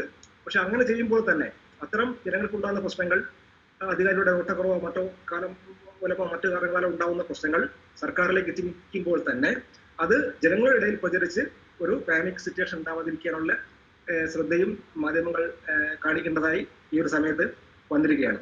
അപ്പോൾ എങ്ങനെ തന്നെ നോക്കിക്കഴിഞ്ഞാലും ജനങ്ങളെ സംബന്ധിച്ചിട്ട് മാധ്യമങ്ങൾക്ക് വലിയൊരു പങ്ക് കൊടുക്കുന്ന ഒരു കാലഘട്ടമാണിത്. മാധ്യമങ്ങളാവട്ടെ ആ ഒരു ഉത്തരവാദിത്തം ഏറ്റെടുത്തുകൊണ്ട്, മാധ്യമങ്ങൾക്ക് പ്രശ്നങ്ങളില്ലാതെയല്ല, കാരണം പലപ്പോഴും മാധ്യമങ്ങളുടെ പല വിഭാഗങ്ങളും ഈ കാലത്ത് പ്രസിദ്ധി നേരിട്ടിട്ടുണ്ട്. ഇപ്പോൾ സ്പോർട്സ് ചാനലുകൾ അല്ലെങ്കിൽ എന്റർടൈൻമെന്റ് ചാനൽസ് ഒക്കെ തന്നെ ഈ ഒരു സമയത്ത് വ്യൂവേഴ്സ് കുറഞ്ഞിട്ട് പ്രയാസങ്ങൾ അനുഭവിക്കുന്നതായിട്ട് നമുക്കറിയാം. പല പത്രങ്ങളും പേജ് കുറച്ചതായിട്ടും ഒക്കെ ഇടക്കാലത്ത് അങ്ങനെയൊക്കെ തരങ്ങളായിട്ട് നമുക്കറിയാം. അപ്പോൾ അങ്ങനെ മാധ്യമങ്ങൾക്കും ചില പ്രയാസങ്ങൾ ഉണ്ടായിട്ടുണ്ട്. അതേസമയം തന്നെ എനിക്ക് തോന്നുന്നു, പൊതുവെ പറയുകയാണെന്നുണ്ടെങ്കിൽ ജനങ്ങളുടെ പ്രശ്നങ്ങൾ കൈകാര്യം ചെയ്യുന്നതിൽ ഇക്കാര്യത്തിൽ സർക്കാരിന്റെ നിർദ്ദേശങ്ങളും ആരോഗ്യവകുപ്പിന്റെ ബോധവൽക്കരണ ശ്രമങ്ങളും സോഷ്യൽ ഡിസ്റ്റൻസിങ്ങും മാസ്ക് ഉപയോഗവും സാനിറ്റൈസർ ഉപയോഗവും ഒക്കെ തന്നെ ജനങ്ങളിലേക്ക് എത്തിക്കാനും വ്യാപകമാക്കുവാനും ജനങ്ങളെ, എനിക്ക് തോന്നുന്നു പ്രത്യേകിച്ചും കേരളത്തിൽ ജനങ്ങളെ കോവിഡിനെതിരെ സജ്ജമാക്കുവാനും വേണ്ടി മാധ്യമങ്ങൾ നല്ല പങ്ക് വഹിച്ചിട്ടുണ്ട്. അത് ഇനിയും തുടരുവാൻ കഴിയട്ടെ എന്ന് ഞാൻ ആശംസിക്കുകയാണ്. ഈ ഒരു കാലഘട്ടത്തിൽ കുറച്ചുകൂടി ശാസ്ത്രീയമായിട്ട് ലോകാരോഗ്യ സംഘടനയെ കുറിച്ച് പറയുകയുണ്ടായി. ലോകാരോഗ്യ സംഘടന പറയുന്നത് ഇതൊരു സയൻസിന്റെയും ഒത്തരവിയുടെയും കാലഘട്ടമാണ്, കിംവദന്തികളുടെ കാലഘട്ടമല്ല എന്നാണ്. എന്ന് പറഞ്ഞാൽ ശാസ്ത്രത്തിന്റെ ശരിയായ അറിവുകൾ ജനങ്ങൾ എത്തിക്കുക എന്നുള്ള ഏറ്റവും പ്രധാന ഉത്തരവാദിത്തം ഏറ്റെടുത്തിരിക്കുന്ന മാധ്യമങ്ങളെ അഭിനന്ദിക്കുന്നു. പ്രത്യേകം അതിന്റെ കൂടെ തന്നെ നമ്മുടെ ഈ ഒരു വളരെ പ്രധാനപ്പെട്ട മാനസികാരോഗ്യം നമ്മൾ കൂടുതൽ ശ്രദ്ധിച്ചുകൂടി വരുന്ന കാലഘട്ടമാണ്. മുൻകാലങ്ങളിൽ മാനസികാരോഗ്യം നമ്മൾ അശ്രദ്ധമായി കണ്ടിരുന്നു. ഇപ്പോഴങ്ങനെയല്ല. ശാരീരിക ആരോഗ്യം പോലെ തന്നെ പ്രധാനമാണ് മാനസിക ആരോഗ്യം. തിരിച്ചറിവ് ജനങ്ങളിലേക്ക് വന്നുകൊണ്ടിരിക്കുകയാണ്. അപ്പോൾ ഈ ഒരു സമയത്ത് അങ്ങനെ ഒരു മാനസിക വശങ്ങൾ കൂടി കണക്കിലെടുത്തുകൊണ്ടുള്ള ഒരു റിപ്പോർട്ടിംഗ് മാധ്യമങ്ങൾ സ്വീകരിക്കാൻ കഴിയട്ടെ ആശംസിച്ചുകൊണ്ട് ഈ ഒരു ഉദ്യമത്തിന് ഈ പ്രോഗ്രാം സംഘടിപ്പിച്ച CRCയും സ്കൂബിയെ അഭിനന്ദിച്ചുകൊണ്ട് നമ്മുടെ ഈ പ്രോഗ്രാം ഉദ്ഘാടനം ചെയ്ത് അറിയിച്ചുകൊണ്ട് ഞാൻ അവസാനിപ്പിക്കുന്നു. നന്ദി, നമസ്കാരം. Thank you sir, thank you so much. Vishnu, അപ്പോൾ നമുക്ക് തുടരാം. Yes, sir. Okay. So we will start our panel discussion. So to inaugurate the panel discussion and to start with the first word, and I welcome Dr. Roshan Bijli, the director. ഔപചാരികമായ ഉദ്ഘാടനം ആവശ്യമില്ല, കാരണം ജലസാർ മൊത്തം ചടങ്ങുകൾ ഉദ്ഘാടനം ചെയ്തു കഴിഞ്ഞു. അപ്പോൾ നമുക്ക് പാനൽ ഡിസ്കഷനിലേക്ക് കടക്കാം. അപ്പം 3 ബഹുമാന്യ വ്യക്തിത്വങ്ങളാണ് നമുക്ക് പാനൽ ഡിസ്കഷനിൽ ഉള്ളത്. ഒന്ന് ഫാദർ അനു, അദ്ദേഹം ആദ്യം സംസാരിക്കും. അത് കഴിഞ്ഞ് ശ്രീ കൃഷ്ണകുമാർ, അദ്ദേഹം മീഡിയയെ പ്രതിനിധീകരിച്ചുകൊണ്ടുള്ള അദ്ദേഹത്തിന്റെ വ്യൂ പോയിന്റ് പാനൽ ഡിസ്കഷനിൽ അവതരിപ്പിക്കും. അതിനുശേഷം ഡോക്ടർ PN സുരേഷ് കുമാർ ഒരു സൈക്കാട്രി പെർസ്പെക്റ്റീവ് പാനൽ ഡിസ്കഷനിൽ പങ്കെടുക്കും. അപ്പം അതിനുശേഷം നമുക്ക് ഒരു പാനൽ ചർച്ചകളിലേക്കും കടക്കാം എന്ന് കരുതുന്നു. അപ്പം ആദ്യം ഈ ഒരു വിഷയം അവതരണത്തിനായിട്ട് ബഹുമാനപ്പെട്ട ഫാദർ അനുവിനെ സാദരം ക്ഷണിക്കുന്നു. എല്ലാവർക്കും നമസ്കാരം. I think I am audible. Yeah, you're audible, Father. Thank you. മാനസികാരോഗ്യ ദിനത്തിന്റെ ആഘോഷങ്ങളും അല്ലെങ്കിൽ അതിനെക്കുറിച്ചുള്ള ചിന്തകളൊക്കെ വരുമ്പോൾ പലപ്പോഴും നമ്മൾ ചിന്തിക്കുക, അല്ലെങ്കിൽ ഒരുപക്ഷെ അത് എങ്ങനെ കൂടുതൽ അത് വളർത്താം എന്നുള്ളതിനെ കുറിച്ചാണ് നമ്മൾ ചിന്തിക്കാറുള്ളത്. ഒരുപക്ഷെ വ്യത്യസ്തമായ ചിന്ത ഇത് വളർത്താനായിട്ട്, അല്ലെങ്കിൽ ഇന്നത്തെ ഈ വർഷത്തെ മാനസികാരോഗ്യ ദിനത്തിന്റെ തീമിനോടനുബന്ധിച്ചിട്ട് ഒരു ചിന്ത കൊണ്ടുവരാനായിട്ട് CRC എടുത്ത എഫേർട്ടിനെ പ്രത്യേകം അഭിനന്ദിക്കുന്നു. അതുപോലെ തന്നെ ഇവിടെ ഇതിൽ പങ്കെടുക്കുന്ന എല്ലാ വ്യക്തികളെയും പ്രത്യേകം അഭിനന്ദിക്കുന്നു. ഇങ്ങനൊരു സംരംഭത്തിന് കൂട്ടു നിൽക്കാനും അതുപോലെ തന്നെ ആ മാനസിക ആരോഗ്യത്തിന്റെ ഇമ്പോർട്ടൻസ് മനസ്സിലാക്കുന്നു എന്ന് ഇതിൽ നിന്ന് അറിയാനായിട്ട് സാധിക്കുകയാണ്. പലപ്പോഴും നമ്മൾ മാനസികാരോഗ്യം കുറേ വർഷങ്ങളായിട്ട് നോക്കിയാൽ ഒരു സെക്കൻഡ് പൊസിഷനിലാണ് നിന്നിരുന്നത്. ഫസ്റ്റ് ഹെൽത്ത്, സെക്കൻഡ് അല്ലെങ്കിൽ third position well, then wellbeing എന്നാണ് പലപ്പോഴും പറഞ്ഞുകൊണ്ടിരുന്നത്. ഇന്ന് ഒരു പക്ഷേ വേൾഡ് മുഴുവൻ ചിന്തിച്ചുകൊണ്ടിരിക്കുന്ന വേറൊരു പെർസ്പെക്റ്റീവിലാണ് wellbeing first, then health, then part of it wealth എന്നുള്ള ഒരു പെർസ്പെക്റ്റീവിലോട്ട് വന്നു എന്ന് എസ്പെഷ്യലി വെസ്റ്റേൺ കൺട്രീസൊക്കെ ഒത്തിരിയേറെ അങ്ങനെ ഒരു പെർസ്പെക്റ്റീവ് കൊണ്ടുവരുന്നുണ്ട്. ആ ഒരു പേഴ്സ്പെക്റ്റീവിലാണ് നമ്മൾ ഇന്ന് മാനസികാരോഗ്യ ദിനം ആഘോഷിക്കുമ്പോൾ WHO ഈ ഒരു തീമിനെ തന്നെ നൽകുക. പ്രത്യേകിച്ച് നമ്മൾ ചിന്തിക്കുമ്പോൾ മാനസികാരോഗ്യത്തെ കുറിച്ച് ചിന്തിക്കുമ്പോൾ പാൻഡമിക് സിറ്റുവേഷനിലായിരിക്കുന്ന കാലഘട്ടത്തിൽ WHO ഒരു പേപ്പർ ഉണ്ടായിരുന്നു. ആ പേപ്പറിൽ ഇങ്ങനെയാണ് പറയുന്നത്, second pandemic is mental health problem എന്നാണ് പറഞ്ഞത്. അപ്പൊ അതിൽ പറയുന്നത് വളരെ വർഷങ്ങൾക്ക് മുൻപ് തന്നെ WHO പറഞ്ഞിരുന്നു 2020 is going to be the time where mental health will have a lot of deterioration, and depression will be second epidemic after cancer, it seems. After cancer, then second epidemic that will be as a fatal disease. ഒരു മരണകാരണമാകുന്ന ഒരു fatal ഡിസീസിന്റെ തലത്തിൽ second ആയിട്ട് വരാൻ പോകുന്നത് mental health issues ആയിട്ട് important ആയിട്ട് depression എന്നാണ് അവർ പറഞ്ഞുകൊണ്ടിരുന്നത്. ഇപ്പൊ നമ്മൾ ഈ അടുത്ത കാലത്ത് നോക്കിക്കഴിഞ്ഞാൽ, ഇന്ത്യയിൽ തന്നെ നോക്കിക്കഴിഞ്ഞാൽ, ഈ ഒരു 4-5 മാസം അല്ലെങ്കിൽ 6-7 മാസത്തിനുള്ളിൽ ഉണ്ടായിരിക്കുന്ന സൂയിസൈഡ്സും അല്ലെങ്കിൽ അങ്ങനെയുള്ള അറ്റംപ്റ്റ്സുകളൊക്കെ നോക്കിക്കഴിഞ്ഞാൽ ഒത്തിരിയേറെ ഒരു സ്റ്റീപ്പ് ഹൈക്ക് നമുക്ക് കാണാൻ സാധിക്കും. അപ്പോൾ മാനസികാരോഗ്യം ഈ കാലഘട്ടത്തിൽ ഒത്തിരിയേറെ ഡിറ്റീരിയറേറ്റ് ചെയ്തിട്ടുണ്ടെന്നുള്ളത് നേരത്തെ നമ്മൾ സാറൊക്കെ പറഞ്ഞു, റോഷൻ സാറ് പറഞ്ഞിരുന്നു, അതുപോലെ ബഹുമാനപ്പെട്ട ജയരാജൻ സാർ പറഞ്ഞിരുന്നു അങ്ങനെയുള്ള കാര്യങ്ങൾ. അപ്പോൾ അത് വീണ്ടും റീഇൻസ്റ്റേറ്റ് ചെയ്യുകയാണ് ഇവിടെ. അതോടൊപ്പം തന്നെ മീഡിയ അങ്ങനെ വരുമ്പോൾ അതിൻ്റെ മീഡിയയുടെ റോള്, ഞാൻ നിൽക്കുന്നത് നോർത്തേൺ സ്റ്റേറ്റ്സിലാണ് ഇപ്പോൾ, പക്ഷെ എപ്പോഴും കോൺസ്റ്റന്റ്ലി കേരളത്തിലെ മീഡിയാസിൻ്റെ ഒക്കെ എക്സ്പോസ്ഡ് ആണ് അതിലോട്ട്. ഞാൻ കണ്ടിരിക്കുന്നത് മറ്റു പല സ്റ്റേറ്റുകളെക്കാൾ കൂടുതൽ ബെറ്റർ ആയിട്ട് മീഡിയ മെന്റൽ ഹെൽത്തിന് പ്രാധാന്യം കൊടുക്കുന്ന ഒരു സ്റ്റേറ്റ് ആണ് കേരളം എന്നുള്ളത്. ഒത്തിരിയേറെ എഫേർട്സ് അവരുടെ ഭാഗത്തുനിന്നുണ്ട്. അതുപോലെ പല മീഡിയാസും അതിന് ആരോഗ്യത്തിൻ്റെ ഉയർച്ചയ്ക്ക് അല്ലെങ്കിൽ അതിൻ്റെ വളർച്ചയ്ക്ക് ഉതകുന്ന രീതിയിലുള്ള പല പരിപാടികൾ സംഘടിപ്പിക്കാനും അത് TV-യിലൂടെ അല്ലെങ്കിൽ മറ്റു മാധ്യമങ്ങളിലൂടെ എയർ ചെയ്യാനും, അങ്ങനെ കേരളത്തിൽ മറ്റ് സ്റ്റേറ്റുകളെ വെച്ച് നോക്കുമ്പോൾ മാനസികാരോഗ്യത്തെക്കുറിച്ചുള്ള സ്റ്റിഗ്മാസ് വളരെയധികം കുറഞ്ഞിട്ടുണ്ട്. മറ്റ് സ്റ്റേറ്റുകൾ വെച്ച് നോക്കുമ്പോൾ മാനസികാരോഗ്യ ചികിത്സകൾ സ്വീകരിക്കാനായിട്ട് തയ്യാറാകുന്ന ഒരു സമൂഹമാണ് കേരളം എന്നുള്ളത്. അതിനൊക്കെ ഒത്തിരിയേറെ ഈ മീഡിയയുടെ ഹെൽപ്പ് ഉണ്ടായിട്ടുണ്ട്. മീഡിയ ഒത്തിരിയേറെ ഈ പറഞ്ഞ മാതിരി എവ്രി വൺ ആൻഡ് എവ്രിവെയർ എന്നുള്ള ആ കോൺസെപ്റ്റ് ഒത്തിരി കാലം മുൻപ് തന്നെ കേരളത്തിൽ അതിനു വേണ്ടിയുള്ള ഒരു എഫേർട്ട് അവരുടെ ഭാഗത്തുനിന്ന് ഉണ്ടായിരുന്നു എന്നുള്ളത് വളരെ ശ്ലാഘനീയമായിട്ടുള്ള ഒരു കാര്യമാണ്. അങ്ങനെ അതോടൊപ്പം തന്നെ ജീവിത ശൈലികളെക്കുറിച്ച്, മാനസികാരോഗ്യത്തിന് ഉതകുന്ന ജീവിത ശൈലികൾ, നമ്മുടെ ജീവിത ശൈലികളിൽ നിന്ന് വരുന്ന ഒത്തിരി മാനസികാരോഗ്യ പ്രശ്നങ്ങളുണ്ട്. ഇപ്പോൾ സ്ട്രെസ്സിനെ കുറിച്ച് നമ്മൾ പറഞ്ഞു, ആങ്സൈറ്റിയെ കുറിച്ച് പറഞ്ഞു, അതുപോലെ തന്നെ സൊമാറ്റിക് ഡിസോർഡേഴ്സിനെ കുറിച്ച് പറഞ്ഞു. ഒത്തിരിയൊക്കെ ജീവിത ശൈലികൾ റിലേറ്റഡ് ആണ്. ആ ജീവിത ശൈലികളെ നമുക്ക് കുറേയും കൂടി മാനസികാരോഗ്യത്തിന് ഉതകുന്ന രീതിയിലുള്ള ജീവിത ശൈലികളിലോട്ട് മാറ്റുന്നതിന് അതേക്കുറിച്ചുള്ള ക്ലാസ്സുകൾ, അതേപോലെ തന്നെയുള്ള അങ്ങനെ ജീവിത ശൈലികളെ കുറിച്ചുള്ള ലൈഫ് സ്കിൽസ് ട്രെയിനിങ്സുകളൊക്കെ ഒത്തിരിയേറെ മീഡിയ കേരളയിലും അല്ലെങ്കിൽ ഇന്ത്യൻ മീഡിയാസും ഒക്കെ പ്രസന്റ് ചെയ്യുന്നുണ്ട്. അങ്ങനെ ഒരു വളരെ ഒരു എന്താണ് പറയുക, പോസിറ്റീവ് സൈഡ് ഓഫ് മീഡിയ ഞാൻ എപ്പോഴും ഈ മീഡിയയെ കുറിച്ച് കാണുമ്പോൾ, മാനസികാരോഗ്യം മീഡിയയെ കുറിച്ച് ഒരുമിച്ച് ചിന്തിക്കുമ്പോൾ കാണാനായിട്ട് സാധിക്കും ഒത്തിരിയേറെ പോസിറ്റീവായിട്ടുള്ള കാര്യങ്ങൾ. അതുപോലെ തന്നെ ഞാൻ കണ്ടിരിക്കുന്ന ചില കാര്യങ്ങളാണ് ഫേക്ക് ആയിട്ടുള്ള മാനസികാരോഗ്യ തലത്തിൽ.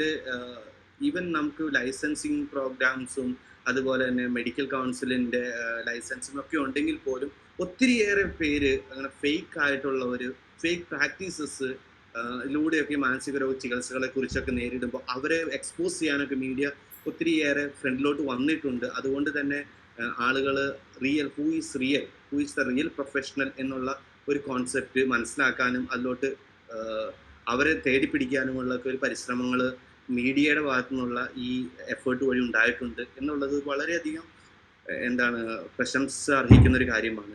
അതിന് നമ്മുടെ മീഡിയയിൽ വർക്ക് ചെയ്യുന്ന എല്ലാ വ്യക്തികൾക്കും പ്രത്യേകം നന്ദി അറിയിക്കുകയാണ്. അതേ തലത്തിൽ നിൽക്കുമ്പോൾ നമ്മൾ എപ്പോഴും നമ്മുടെ പ്രിയപ്പെട്ട ജയരാജൻ സാറ് പറഞ്ഞതുപോലെ ഒരു സന്തുലിതമായ ഒരു മീഡിയ എഫേർട്ട് വേണമെന്ന് കൂടിയാണ് സാർ പറഞ്ഞത്. ഞാൻ ആ ഒരു പെർസ്പെക്റ്റീവിൽ ചിന്തിക്കുമ്പോൾ ഒരു തലത്തിൽ മീഡിയ ഒത്തിരിയേറെ നല്ല കാര്യങ്ങൾ ചെയ്യുമ്പോൾ മറുതലത്തിൽ അതിനെ ചിലപ്പോൾ അതിൻ്റെ എഫക്ട്സിനെ കുറച്ച് കാണിക്കുന്ന രീതിയിലുള്ള ചില മീഡിയ പബ്ലിഷിങ്സ് നമുക്ക് കാണാൻ സാധിക്കും.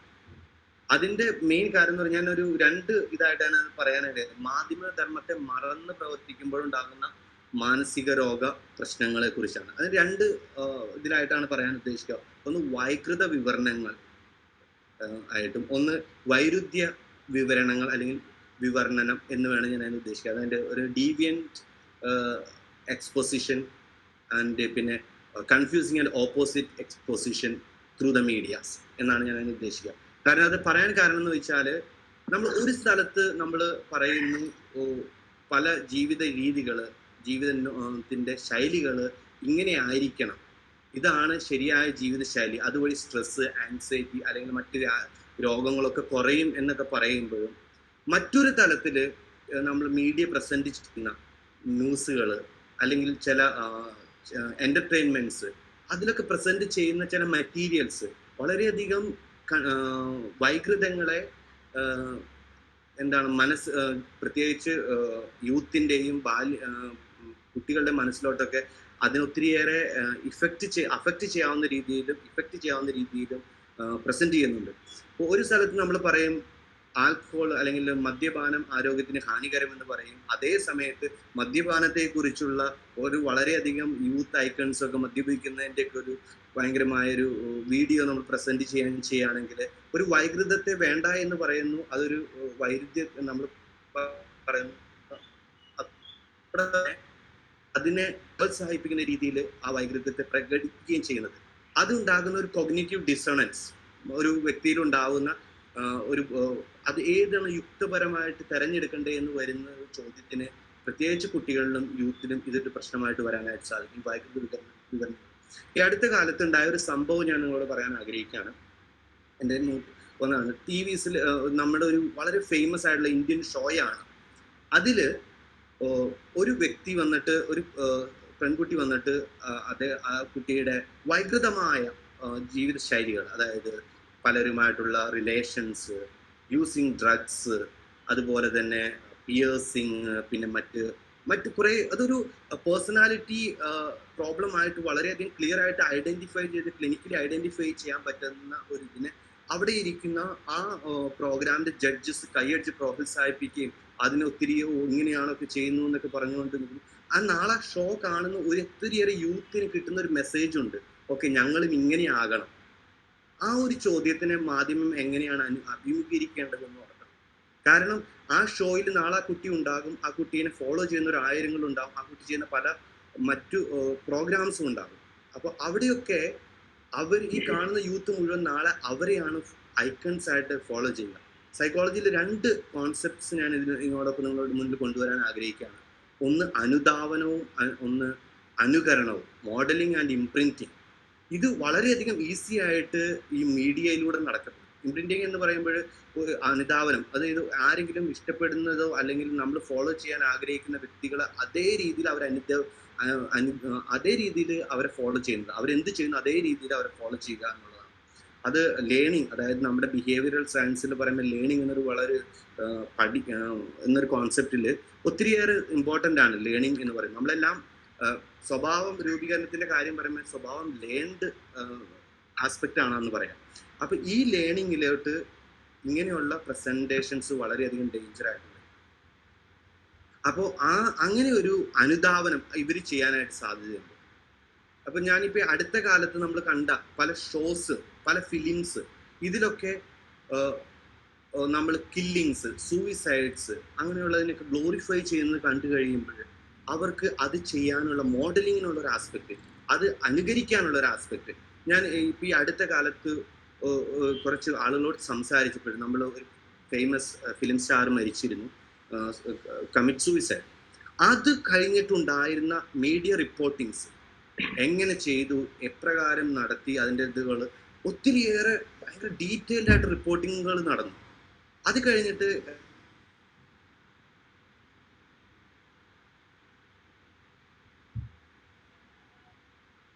അപ്പോൾ ഞാൻ പറഞ്ഞത്, അങ്ങനെ ഒരു ഫിലിം സ്റ്റാറിന്റെ ഡെത്തിന് ശേഷം, കമ്മിറ്റ് സൂയിസൈഡിന് ശേഷം ഉണ്ടായിരുന്ന മീഡിയ പ്രസന്റേഷൻസ് കുറച്ചെങ്കിലും നമ്മളത് നോക്കിയാൽ അത് എങ്ങനെ നടന്നു, ഏത് രീതിയിലാണ് അതിന്റെ ഇതുകൾ നടന്നത്, അതിന്റെ അങ്ങനെയുള്ള ഒരു കണ്ടിന്യൂസ് ഫീച്ചേഴ്സ് കണ്ടുകൊണ്ടിരുന്ന പലരും പിന്നീട് സംസാരിക്കുമ്പോൾ പറഞ്ഞു, സൂയിസൈഡ് ഇസ് സംതിങ് ഗ്ലോറിയസ്.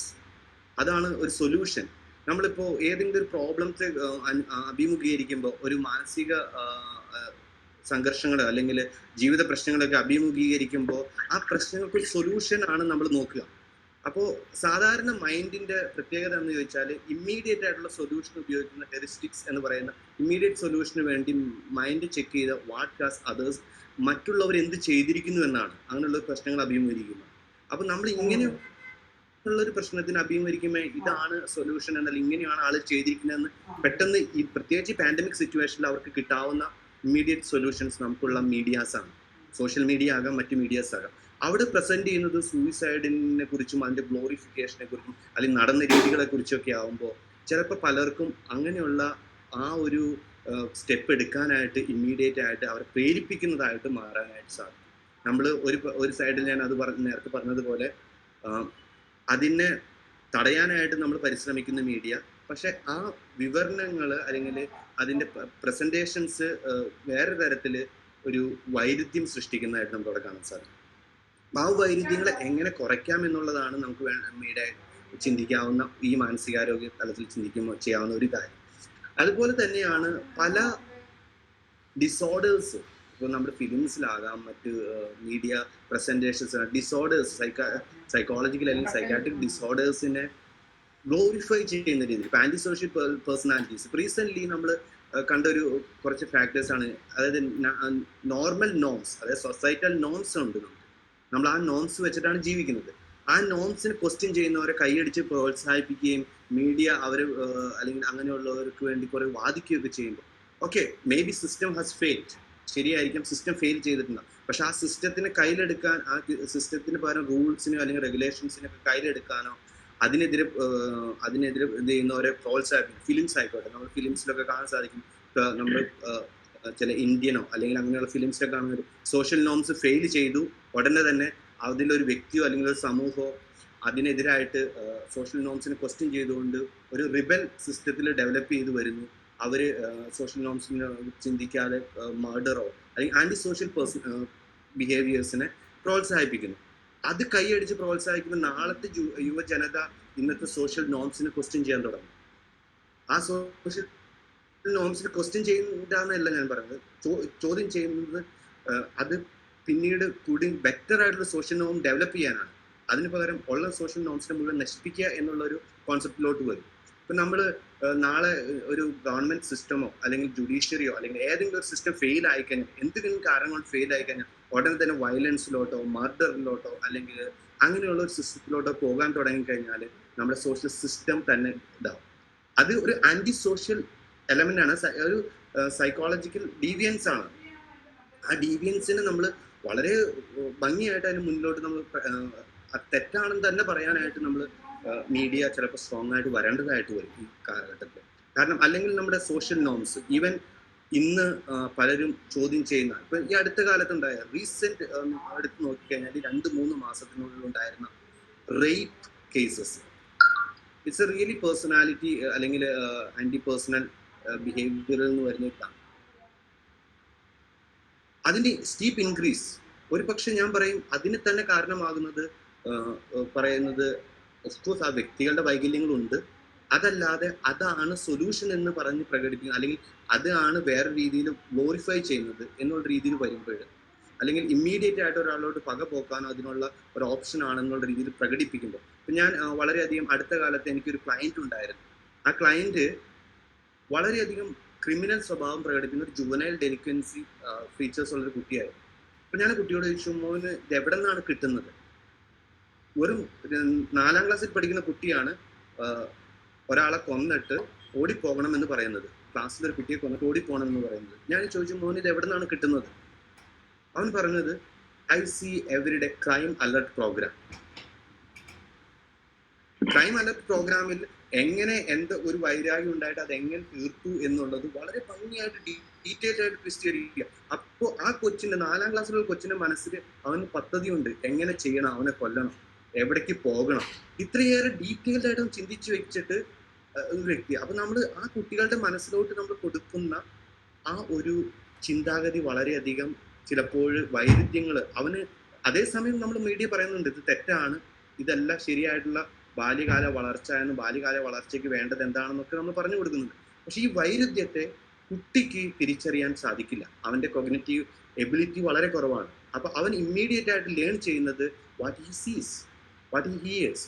അതിൽ ആരൊക്കെ ഗ്ലോറിഫൈ ചെയ്യപ്പെടുന്നു, എങ്ങനെയാണ് അത് ചെയ്യപ്പെട്ടത്, അതിനധികം അവരെ ആളുകൾ കാണാനായിട്ട് സാധിക്കുന്നു. അപ്പൊ അത് ആ വഴികൾ സ്വീകരിക്കാൻ സാധിക്കുന്നു. പിന്നെ അതോടൊപ്പം തന്നെ നമ്മുടെ മീഡിയ ടൈം ഇപ്പോൾ ഈ കോവിഡ് ടൈമിലൊക്കെ വന്നപ്പോൾ media time is increased, screen time is increased എന്നാണ് ഇപ്പൊ നമ്മൾ പറയുന്നത്. അപ്പോൾ അവിടെ സ്ക്രീൻ ടൈമിൽ പണ്ട് ഒരുപക്ഷെ നമുക്ക് പാരൻസിന് ഒരുപക്ഷെ കുറച്ചും കൂടിയൊക്കെ അവർക്ക് ലിമിറ്റേഷൻസ് ഒക്കെ വെക്കാൻ പറ്റുമായിരുന്നു. അപ്പൊ ആ ലിമിറ്റേഷൻസ് ഒക്കെ ക്രോസ് ചെയ്യപ്പെടേണ്ടി വന്നു. വേറൊരു എന്റർടൈൻമെന്റ്സ് ഇല്ല, വേറൊരു സോഷ്യൽ ആയിട്ടുള്ള ഇന്ററാക്ഷൻസ് ഇല്ല. അങ്ങനെയൊക്കെ വന്നപ്പോൾ ഇങ്ങനെയുള്ള കാര്യങ്ങൾ അപ്പൊ അവിടെയൊക്കെ പ്രസന്റ് ചെയ്യപ്പെടുന്ന തീംസ് അത് വളരെയധികം നമ്മൾ ചൂസ് ചെയ്യാനായിട്ട് പാരൻസിനോ അല്ലെങ്കിൽ മറ്റ് യൂത്തിനോ ഒന്നും സാധിക്കില്ല. അപ്പൊ അതിൽ കാണപ്പെടുന്ന പലതും പിന്നീട് അവരുടെ ലൈഫിൽ അത് ഒരു പ്രാവശ്യമെങ്കിലും ട്രൈ ചെയ്താൽ എങ്ങനെ ഇരിക്കും. അപ്പോൾ നമ്മളൊരു ഞാൻ പറഞ്ഞ ഇതിന്റെ ഒരു ഷോയുടെ കാര്യം പറഞ്ഞു. ആ ഷോ കാണുന്നവരെല്ലാവരും ഒരു പ്രാവശ്യമെങ്കിലും ഞാൻ ഡ്രഗ്സ് ട്രൈ ചെയ്തില്ലെങ്കിൽ എന്തായിരിക്കും എൻ്റെ യൂത്ത്, അല്ലെങ്കിൽ ഞാൻ ഇങ്ങനെ അല്ലെങ്കിൽ എന്താണ് ഇന്നത്തെ യൂത്തിന്റെ പോലെയല്ല. അവർ സെൽഫ് ഐഡന്റിറ്റിയെ തന്നെ ചോദ്യം ചെയ്യുന്ന, സെൽഫ് എസ്റ്റീമിനെ തന്നെ ചോദ്യം ചെയ്യുന്ന രീതിയിലാണ് ഉള്ള ഒരു പ്രസന്റേഷൻസ് അവർക്ക് കിട്ടുന്നുണ്ട്. നമുക്കിപ്പോൾ കേരളത്തിൽ തന്നെ അറിയാം, one of the states who has higher suicide rates. Secondly, drugs use ഒരു one of the highest rate ആണ് കേരളത്തിൽ. അതേസമയം എഡ്യൂക്കേറ്റഡ് പോപ്പുലേഷൻ ആണ്. പക്ഷെ where do they choose? Education അവർക്ക് കിട്ടിയിരിക്കുന്നുണ്ട്, ഇൻഫർമേഷൻസ് അവർക്ക് കിട്ടിയിരിക്കുന്നുണ്ട്, but why they choose the other aspect which is wrong? തെറ്റായിട്ടുള്ള രീതികൾ, ജീവിത ശൈലികൾ അവർ സ്വീകരിക്കുന്നുണ്ടെങ്കിൽ അതെങ്ങനെയാണ് അവർക്ക് കിട്ടുന്നത്? അപ്പോൾ അതിന് ഒരു പക്ഷെ അവർക്ക് ഇങ്ങനെയുള്ള ആസ്പെക്ട്സ് വളരെയധികം അട്രാക്റ്റീവാണ്. നമ്മുടെ പഞ്ചേന്ദ്രിയങ്ങളിലൂടെ കിട്ടുന്ന ഇൻഫർമേഷൻസിനെ അവർ വിവേചന ശക്തി കുറയുകയാണ്. ഒരേ സമയത്ത് അവർക്ക് പെർസ്പെക്റ്റീവ്സ് രൂപീകരിക്കാനും മനോഭാവങ്ങളും കാഴ്ചപ്പാടുകളൊക്കെ രൂപീകരിക്കാൻ സാധിക്കുന്ന മീഡിയയിൽ മറ്റൊരു ഡിസോണൻസ് ക്രിയേറ്റ് ചെയ്യുമ്പോൾ, അല്ലെങ്കിൽ ഒരു വൈരുദ്ധ്യം ക്രിയേറ്റ് ചെയ്യുമ്പോൾ, ആ വൈരുദ്ധ്യത്തെയും അതിൻ്റെ പാർശ്വഫലങ്ങളെ കുറിച്ച് ചിന്തിക്കാനായിട്ട് ചിലപ്പോഴും നമ്മുടെ യുവതലമുറയ്ക്ക് സാധിക്കാതെ പോകും. അങ്ങനെയുള്ള ഒരു ഇതിൽ വരുമ്പോഴാണ് ഈ മീഡിയ കുറേയും കൂടിയൊക്കെ മാധ്യമധർമ്മത്തിൽ ഈ എത്തിക്സ് കൊണ്ടുവരിക എന്നുള്ളത് വളരെ ഇമ്പോർട്ടൻ്റ് ആയിട്ടുള്ള ഒരു കാര്യമായിട്ട് ഞാൻ കാണുകയാണ്. അതോടൊപ്പം തന്നെ ഈ ഇന്നത്തെ കാലഘട്ടത്തിൽ ഈ മാനസിക രോഗ പ്രശ്നങ്ങൾ എങ്ങനെയാണ് മനുഷ്യന്റെ ജീവിതത്തെ അഫക്റ്റ് ചെയ്യുന്ന ഒത്തിരി സ്റ്റഡീസ് നടക്കുന്നുണ്ട്. അത് ഒരു പക്ഷേ കുറച്ചും കൂടി സാധാരണ മനുഷ്യന് മനസ്സിലാവുന്ന രീതിയിൽ അവന്റെ ജീവിത ശൈലികളിലോട്ടും അതൊക്കെ കൊണ്ടുവരാനായിട്ടും അതിന് കുറേയും കൂടിയൊക്കെ ജനഹൃദയങ്ങളിലോട്ട് എത്തുന്ന രീതിയിലുള്ള പ്രസന്റേഷൻസിലോട്ട് കൊണ്ടുവരാനായിട്ടും മാധ്യമത്തിന് ഒരു കടമയുണ്ടെന്ന് ഈ മാധ്യമത്തിന് സാധിക്കുന്നതാണ്. അതുപോലെ തന്നെ ഇന്ന് നമ്മൾ പറഞ്ഞതുപോലെ ഗ്രേറ്റർ ഇൻവെസ്റ്റ്മെന്റ്, ഇന്നിപ്പോൾ ഞാനിപ്പോൾ ഈ അടുത്ത കാലത്ത് ഒത്തിരി കണ്ടത് പല മീഡിയ എസ്പെഷ്യലി നോർത്തേൺ സ്റ്റേറ്റുകളിലൊക്കെ പല മീഡിയ സെൽസിനും അവർക്ക് സോഷ്യൽ സർവീസസ് പ്രൊവൈഡ് ചെയ്യുന്ന ഗ്രൂപ്പുണ്ട്. അപ്പോൾ അവർ തന്നെ അതിനെ എൻഹാൻസ് ചെയ്യുകയും അതിന് പ്രസന്റ് ചെയ്യുകയും അവർക്ക് കോളുകൾ കിട്ടുകയും അവർ ഈ അപ്രോച്ച് ചെയ്യബിൾ ആയിട്ടുള്ള കൗൺസിലേഴ്സിനെയോ സൈക്കാട്രിസ്റ്റിനെയോ അല്ലെങ്കിൽ ക്ലിനിക്കൽ സൈക്കോളജിസ്റ്റിനെയോ ഒക്കെ അവർ വിളിച്ച് ഇങ്ങനെ കൊടുക്കുന്ന ഒരു സെൽസൊക്കെ ഉണ്ട്. അങ്ങനെയുള്ള സെൽസ് വഴി നിങ്ങൾക്ക് നിങ്ങളുടെ ആക്സസ് എന്ന് പറയുന്നത്, മീഡിയ ആക്സസ് എന്ന് പറയുന്നത് ഞാൻ നോക്കുമ്പോൾ എവറി ന്യൂക്ക് ആൻഡ് കോർണർ, ഏത് ന്യൂക്ക് ആൻഡ് കോർണർ, അതായത് എത്രയും റിമോട്ട് പ്ലേസിൽ പോലും മീഡിയ എത്തും. ഒരു പക്ഷേ ഒരു ഡോക്ടറോ ഒരു മാനസിക രോഗ വിദഗ്ധനോ അല്ലെങ്കിൽ ഒരു കൗൺസിലറോ എത്താൻ പറ്റാത്ത സ്ഥലത്ത് മീഡിയക്ക് ആക്സസ് ഉണ്ട്. അപ്പൊ ആ മീഡിയയുടെ ആക്സസ് വളരെ വലുതാണ്. ആ പ്ലാറ്റ്ഫോമാണ് മാനസിക രോഗത്തിന്റെ അല്ലെങ്കിൽ മാനസിക രോഗത്തെക്കാൾ കൂടുതൽ മാനസിക ആരോഗ്യത്തിന്റെ തലങ്ങളെക്കുറിച്ച് പ്രകടമാക്കാനായിട്ട് സാധിക്കുന്ന ഒരു പ്ലാറ്റ്ഫോം. ആ പ്ലാറ്റ്ഫോമിൽ ഇങ്ങനെയുള്ളവരെ പ്രസന്റ് ചെയ്യാനും ഇങ്ങനെയുള്ള വിഷയങ്ങൾ പ്രസന്റ് ചെയ്യാനും ആ വിഷയങ്ങളുടെ ആ വിഷയങ്ങളിലുണ്ടാകുന്ന അല്ലെങ്കിൽ ആ വിഷയങ്ങളെ കുറിച്ചുള്ള പ്രസന്റേഷൻസ് ജനങ്ങൾക്ക് മനസ്സിലാകുന്ന രീതിയിൽ പ്രസന്റ് ചെയ്യാനൊക്കെ ഈ മീഡിയയ്ക്ക് ഒത്തിരിയേറെ സാധിക്കുമെന്നാണ് എനിക്ക് തോന്നുക. അതോടൊപ്പം തന്നെ ഞാൻ നേരത്തെ പറഞ്ഞൊരു പോയിന്റ് ആണ്, ചില ദൂഷ്യശീലങ്ങള് അല്ലെങ്കിൽ സ്വഭാവ വൈകൃതങ്ങള്, വ്യക്തിത്വ അഭ്രംശങ്ങള്, അതായത് പേഴ്സണാലിറ്റി ഡിസോർഡേഴ്സ്, അതിൻ്റെയൊക്കെ ചില ഫീച്ചേഴ്സ് നമ്മൾ ഗ്ലോറിഫൈഡ് ആയിട്ട് പ്രസന്റ് ചെയ്യുന്ന അഡ്വർടൈസ്മെന്റ്സ്, ഫിലിംസ്, അല്ലെങ്കിൽ സോഷ്യൽ മീഡിയ ഇതുകൾ. അതുപോലെ ഇപ്പോൾ ഒരുപക്ഷെ ഇന്നലെ നമ്മൾ സുപ്രീം കോടതി ഒരു ഇത് തന്നിട്ടുണ്ടായിരുന്നു, അതായത് സോഷ്യൽ മീഡിയനെ അവർ പുതിയ റൂൾസ് ഒന്നും കൊണ്ടുവരുന്നില്ല, എന്നാലും സോഷ്യൽ മീഡിയക്ക് എത്തിക്കൽ സൈഡ് ഇങ്ങനെയുള്ള കാര്യങ്ങൾ നോക്കണമെന്ന് പറഞ്ഞിട്ടുള്ളൊരു ഇതുണ്ടായിരുന്നു. അപ്പോൾ അങ്ങനെയുള്ള കാര്യങ്ങളിലൊക്കെ വരുമ്പോൾ എങ്ങനെയാണ് അതിൻ്റെ ആ ഒരു നെഗറ്റീവ് ഇമ്പാക്ട്സ്, ഒരുപക്ഷെ ഫിലിംസ് അത് കാണിക്കുമ്പോൾ അതിൻ്റെ നെഗറ്റീവ് ഇമ്പാക്ട്സിന് ഇപ്പോൾ നമ്മൾ ഓഫ് കോഴ്സ് പറയുന്നുണ്ട്, എന്താണ് ആൽക്കഹോളിൻ്റെയോ അല്ലെങ്കിൽ സിഗരറ്റിൻ്റെയോ ഒക്കെ ഇത് വരുമ്പോൾ it is injurious to health എന്നൊക്കെ പറഞ്ഞ് കാണിക്കുന്ന ഒരു ഭാഗമൊക്കെ ഉണ്ട്. അത് അല്ലെങ്കിൽ ആ ചില ലാംഗ്വേജസ്, വൾഗർ ലാംഗ്വേജസ് മ്യൂട്ട് ചെയ്യുന്നതൊക്കെ നമ്മൾ കാണുന്നുണ്ട്. അത് ഒരുപക്ഷെ ചില മീഡിയകളിൽ മാത്രമാണ്, ചില മീഡിയകളിൽ അത് സാധിക്കില്ല. സോഷ്യൽ മീഡിയാസിലൊക്കെ ഒരു മീഡിയാസാണ് കൂടുതൽ ആക്സസ് ആയിട്ടുള്ള മീഡിയാസ്. അങ്ങനെയുള്ള മീഡിയാസിലൊക്കെ ഇത് മ്യൂട്ട് ചെയ്യപ്പെടുന്നുണ്ടോ, അല്ലെങ്കിൽ ഇതിനെങ്ങനെ കൺട്രോൾ ചെയ്യാം, അങ്ങനെ ഒരു മീഡിയ തലത്തിൽ ഇത് മാനസികാരോഗ്യത്തിന് ഒത്തിരിയേറെ എന്താണ് തെറ്റായ രീതിയിൽ പ്രകടിപ്പിക്കുന്നുണ്ട്, അല്ലെങ്കിൽ അതിനെ മറ്റുള്ളവരുടെ മുൻപിൽ വരച്ചു കാട്ടുന്നുണ്ട് എന്നുള്ളത് കൊണ്ട് തന്നെ, അല്ലെങ്കിൽ അവരെ എങ്ങനെ ആ ജീവിത ശൈലികൾ അനുധാവനം ചെയ്യാനോ അനുകരണം ചെയ്യാനോ, അങ്ങനെ അതുവഴി എന്താണ് സ്വഭാവ ദൂഷ്യങ്ങളും സ്വഭാവ വൈകൃതങ്ങളൊക്കെ നമ്മൾ സ്വീകരിക്കാനിടയാകുന്നുണ്ട് എന്ന് മനസ്സിലാക്കാൻ സാധിച്ചാൽ അതിനെ പ്രകടിപ്പിക്കാനായിട്ട് അതിൻ്റെ ഒരു ഇമ്പാക്റ്റ് എങ്ങനെയാണ് സൊസൈറ്റിയിൽ ഉള്ളതെന്നുള്ളതിനെ കുറിച്ച് സ്റ്റഡി നടത്തി അത് പ്രകടിപ്പിക്കാനായിട്ടും, അതുപോലെ പ്രത്യേകിച്ച് റീസെന്റ് ഉണ്ടായിട്ടുള്ള ജുവനൈൽസോ അല്ലെങ്കിൽ യൂത്ത് ഇഷ്യൂസ്, യൂത്ത് കേസസ് നമ്മൾ നോക്കിക്കഴിഞ്ഞാൽ ഉണ്ടാകുന്ന അങ്ങനെയുള്ള കേസസിൽ ഇവർ എങ്ങനെ ഇതിലോട്ട് പോയി എന്നുള്ളതിനെ കുറിച്ചൊക്കെ ഒരുപക്ഷെ സൈക്കോളജിസ്റ്റും സൈക്കാട്രിസ്റ്റും ഒക്കെ പഠിക്കുന്നുണ്ടാവും. അതിൻ്റെയൊക്കെ ഒരു റിപ്പോർട്ട്, അത് ഒരുപക്ഷെ അവരുടെ പേരോ അല്ലെങ്കിൽ വ്യക്തിത്വങ്ങളോ ഒന്നും പ്രകടിപ്പിക്കാതെ ഒരു റിപ്പോർട്ടൊക്കെ ജനങ്ങളിലോട്ട് എത്തിക്കാൻ സാധിച്ചാൽ ജനങ്ങൾ കുറച്ചും കൂടി, പാരൻസും അല്ലെങ്കിൽ അവരുടെ കെയർ ടേക്കേഴ്സും കുറച്ചും കൂടി റെസ്പോൺസിബിൾ ആയിട്ട് ഈ മീഡിയയെ ഉപയോഗിക്കാനായിട്ട് സാധിക്കും. മീഡിയയ്ക്ക് അവരെ റെസ്പോൺസിബിൾ ആയിട്ട് ഉപയോഗിപ്പിക്കുന്ന ആ ഒരു തലത്തിലോട്ട് അവരെ വളർത്താനും കൂടിയുള്ള ഒരു ഇത് നമുക്ക് ഇതിലൂടെ സാധിക്കും. അതുപോലെ തന്നെ ഒരു മീഡിയയിൽ ഇങ്ങനെയുള്ള എക്സ്പേർട്സ്, അതായത് സൈക്കോളജിസ്റ്റ് ആകാം അല്ലെങ്കിൽ വേറെ ഏതെങ്കിലും തരത്തിലുള്ള എക്സ്പേർട്സ് ആകാം, അവരിലൂടെ ഇത് ഈ മീഡിയ ഉണ്ടാക്കുന്ന ഇമ്പാക്റ്റിനെ കുറിച്ചും അത് എങ്ങനെയാണ് അവരുടെ കുടുംബങ്ങളിൽ ഉണ്ടാകുന്ന കുറെ പ്രശ്നങ്ങൾ, അതിനൊക്കെ പല കുടുംബങ്ങളിലും സ്ട്രെസ്സിനും സ്ട്രെയിനും കാരണമാകുന്നത് ചില ന്യൂസുകളാണ്. നമ്മൾ ഈ അടുത്ത കാലത്ത് കണ്ട ചില ന്യൂസുകളൊക്കെ നമ്മുടെ പല കുടുംബങ്ങളിലും അത് ഒത്തിരിയേറെ ഇമ്പാക്ട്സ് ക്രിയേറ്റ് ചെയ്യുന്നുണ്ട്. അപ്പൊ അങ്ങനെയുള്ള, അതുപോലെ തന്നെ ചില നമ്മളെപ്പോഴും പറയുമ്പോഴും നമ്മളൊരു സെക്യുലറിസ്റ്റ് കൺട്രിയാണ്, സെക്യുലറിസ്റ്റ് പ്ലാറ്റ്ഫോമിലാണ് നമ്മൾ സംസാരിക്കുക. വാട്ടെവർ റിലീജിയൻ, കാസ്റ്റ്, ക്രീഡ് എല്ലാം come second. First is secular religion, secular country. ആ ഒരു പെർസ്പെക്റ്റീവ് നിന്ന് നോക്കുമ്പോൾ പോലും പലപ്പോഴും ചില കാര്യങ്ങൾ അല്ലെങ്കിൽ ചില പെർസ്പെക്റ്റീവ്സ് ഒക്കെ നമ്മൾ കൊണ്ടുവരുമ്പോഴും പ്രസന്റ് ചെയ്യുമ്പോഴും അതിന് നമ്മുടെ നാഷണൽ ഇൻറ്റഗ്രിറ്റി, ആ നാഷണൽ ഇൻറ്റഗ്രിറ്റി മാത്രമല്ല, ഒരു നാഷണലിന്റെ പാർട്ടായിട്ട് നിൽക്കുന്ന, ഒരു സോഷ്യൽ സിസ്റ്റത്തിന്റെ പാർട്ടായി നിൽക്കുന്ന ആൾക്ക് അതിന്റെ ഇൻറ്റഗ്രിറ്റി ചോദ്യം ചെയ്യുമ്പോൾ ഉണ്ടാകുന്ന സ്ട്രെസ്, സ്ട്രെയിൻ, ഇനി അതിനെ എങ്ങനെ ഞാൻ ആ ഇൻ ഗ്രൂപ്പ് ആൻഡ് ഔട്ട് ഗ്രൂപ്പിൽ ഞാൻ എങ്ങനെ പെരുമാറണം. ഇപ്പോൾ അടുത്ത കാലത്തുണ്ടായിരുന്ന കുറച്ച് ഈ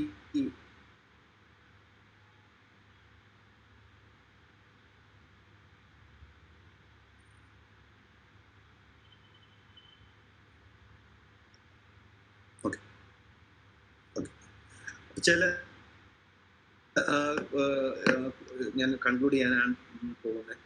ചില ഇതുകളൊക്കെ വന്നു കഴിഞ്ഞപ്പോൾ അവർ പറഞ്ഞു, ഞാൻ ഇനി ഈ കുട്ടികളുമായിട്ട് സംസാരിക്കണമോ, ഇവരുമായിട്ട് ഫ്രണ്ട്ഷിപ്പ് വെക്കണമോ, അവർ ആ റിലീജിയന്റെ ആണ്, ആ കാസ്റ്റിന്റെ ആണ്, ആ ക്രീഡിന്റെ ആണ്, നമ്മുടെ ആ സെക്യുലർ ഫാബ്രിക്സിനെ തന്നെ ക്വസ്റ്റ്യൻ ചെയ്യണം. എന്നിട്ട് അവരുടെ മനസ്സിൽ ആ കുട്ടികൾക്ക് പിന്നീടുള്ള റിലേഷൻഷിപ്പ്, സോഷ്യൽ റിലേഷൻഷിപ്പ്, മറ്റുള്ള ഒരു അയൽവക്കക്കാരൻ, ആ അയൽവക്കക്കാരൻ്റെ അടുത്ത് കടന്നു ചെല്ലാൻ, അല്ലെങ്കിൽ അവരുടെ ജീവിതത്തിലെ പ്രശ്നങ്ങളിലോട്ടൊക്കെ വരുമ്പോൾ അവരൊന്ന് സഹായിക്കാൻ പോലും സംശയം വരുത്തുന്ന രീതിയിൽ നമ്മുടെ സമൂഹത്തെ പ്രസന്റ് ചെയ്യുന്ന ചില മീഡിയ പ്രസന്റേഷൻസോ അല്ലെങ്കിൽ ചില വ്യക്തികളുടെ പ്രസന്റേഷൻസോ നമ്മൾ വളരെയധികം കോഷ്യസ് ആയിട്ട് പ്രസന്റ് ചെയ്യണം. നാളെ സോഷ്യൽ ഫാബ്രിക്സിനെയോ അല്ലെങ്കിൽ നമ്മുടെ സോഷ്യൽ സിസ്റ്റത്തെ ക്വസ്റ്റ്യൻ ചെയ്താൽ അത് നമ്മുടെ ഓട്ടോമാറ്റിക് ആയിട്ട് മാനസികാരോഗ്യത്തിനെ ബാധിക്കുന്നതാണ്. അപ്പോൾ മാനസികാരോഗ്യം എന്ന് പറയുന്നത് പല കോമ്പണൻസ് ഉൾക്കൊള്ളുന്നതാണ്. അങ്ങനെയുള്ള കോമ്പണൻസിനൊക്കെ ഒരുമിച്ച് കൊണ്ടുവരുമ്പോൾ അതിൽ മീഡിയയ്ക്ക് ചെയ്യാവുന്ന വളരെയധികം പ്രോഗ്രസീവ് ആയിട്ടും പോസിറ്റീവായിട്ടും ചെയ്യാവുന്ന റോൾസ് ഉണ്ട്. ആ റോൾസിനെ എൻഹാൻസ് ചെയ്യണമെന്നാണ് എനിക്ക് പറയാൻ സാധിക്കുക. അതുപോലെ തന്നെ ഈ വൈകൃത വിവരണങ്ങളും വൈരുദ്ധ്യ വിവരണങ്ങളൊക്കെ വരുമ്പോൾ അതിനെ എങ്ങനെ കുറയ്ക്കാം, അല്ലെങ്കിൽ അതിൻ്റെ പ്രസന്റേഷൻ വരുമ്പോൾ അതിനെ മാറ്റി നിർത്താനായിട്ട്, അല്ലെങ്കിൽ അത് കുട്ടികളിലോട്ടോ അല്ലെങ്കിൽ യൂത്തിലോട്ടോ ചെല്ലാതിരിക്കാനുള്ള, അത് ചെന്നാൽ അതിനെ ആ ഇമ്പാക്റ്റിനെ കുറയ്ക്കാനുള്ള എന്തൊക്കെ മെത്തേഡ്സ് നമുക്ക് ഉപയോഗിക്കാൻ പറ്റുമെന്ന് മീഡിയ ചിന്തിക്കുകയും ആ മീഡിയ അത് പ്രസന്റ് ചെയ്യുകയും ചെയ്യുന്നത് വളരെയധികം ഫലപ്രദമായിരിക്കുമെന്ന് ചിന്തിക്കുകയാണ്. ഈ ഒരു അവസരം തന്നതിന് എല്ലാവരോടും പ്രത്യേകം നന്ദി പറയുന്നു. Thank you.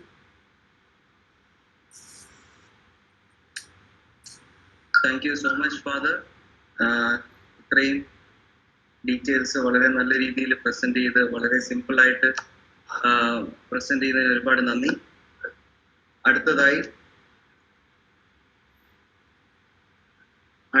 ഈ ഒരു ഡിസ്കഷനിൽ ഞാൻ ശ്രീ KC കൃഷ്ണകുമാർ അദ്ദേഹത്തെ ക്ഷണിച്ചുകൊള്ളുന്നു. Thank you. നമ്മുടെ വിഷയം COVID-19 മാനസികാരോഗ്യവും മാധ്യമങ്ങളുടെ സ്വാധീനവും എന്നുള്ളതാണ്. അപ്പോൾ അതിനെക്കുറിച്ച് എൻ്റെ പരിമിതമായ ഒരു അറിവിലുള്ള ചില കാര്യങ്ങൾ പറയാം. അതായത് കൊറോണയുടെ കാര്യത്തിൽ ഭയമില്ലായ്മയും, ജാഗ്രതയല്ല ഭയം എന്ന് തന്നെയാണ് ഞാൻ ഉദ്ദേശിക്കുന്നത്. ഭയവും ഭയമില്ലായ്മയും തമ്മിൽ ഒരു ഫേക്ക് ന്യൂസ് ഫാക്ട് ചെക്ക് കളി നടക്കുക. അതായത് അതിനെ നേരിടുകയും സമൂഹത്തെ ശരിയായ നിലയിലേക്ക് നയിക്കുകയും ചെയ്യുക എന്നതാണ് മാധ്യമങ്ങൾ ഏറ്റെടുക്കേണ്ടി വരുന്ന ഏറ്റവും പ്രധാനപ്പെട്ട ഒരു ധർമ്മമെന്ന് കരുതുകയാണ്. അതെന്ന് വെച്ചാൽ അത് ഞാൻ ഈ ഫാക്ട് ചെക്ക് ഫേക്ക് ന്യൂസ് എന്ന് പറയുന്നതെന്ന് വെച്ചാൽ അത് ഈ സോഷ്യൽ മീഡിയ അതുമായിട്ടുള്ള ബന്ധത്തിലുള്ളതല്ല. അത് ശരിക്കും നമ്മളുടെ ഒരു പൊതുസമൂഹത്തിലും നമ്മുടെ മാധ്യമ ലോകത്തും തന്നെ ആദ്യഘട്ടത്തിൽ പറഞ്ഞു കൈ കഴുകണം. ഓക്കെ, കൈ കഴുകുന്നത് വളരെ വ്യാപകമായിട്ട് നമ്മൾ പ്രചരിപ്പിച്ചു. അത് കഴിഞ്ഞ് നമ്മൾ പറഞ്ഞ രോഗമുള്ളവർ മാത്രം മാസ്ക് ധരിച്ചാൽ മതി, അത് നമ്മൾ പ്രചരിപ്പിച്ചു. പിന്നെ പറഞ്ഞു നമ്മൾ പ്രായമായവരും മറ്റു രോഗമുള്ളവരും മാത്രം പേടിച്ചാൽ മതി, അത് നമ്മൾ പ്രചരിപ്പിച്ചു. അതിനുശേഷം പറഞ്ഞു കുട്ടികൾ പേടിക്കണ്ട, പിന്നെ പറഞ്ഞു കുട്ടികൾ പേടിക്കണം. അങ്ങനെ ഓരോരോ ഘട്ടത്തിലും കുറച്ച് കഴിഞ്ഞപ്പോൾ നമുക്ക് എവിടെ നിന്നോ ഒന്ന് ലീക്ക് ചെയ്ത് കിട്ടിയതാണ് ഹൈഡ്രോക്സി ക്ലോറോക്വിൻ എന്നൊരു പേര്. അത് കഴിച്ചാൽ കുഴപ്പമില്ല. കുറെ ആളുകൾ വാങ്ങിച്ച് കഴിച്ചു, കുറെ ആളുകൾ വാങ്ങിച്ചിട്ട് കയ്യിൽ വെച്ചു. ആ ഗുളിക കിട്ടാതാവുന്ന ഒരു അവസ്ഥ വരെ വന്നു. അത് മെഡിക്കൽ സ്റ്റോറിൽ പല ആളുകളെയും ഭയങ്കര സ്വാധീനം ചെലുത്തിയൊക്കെ വാങ്ങുന്ന ഒരു അവസ്ഥ വന്നു.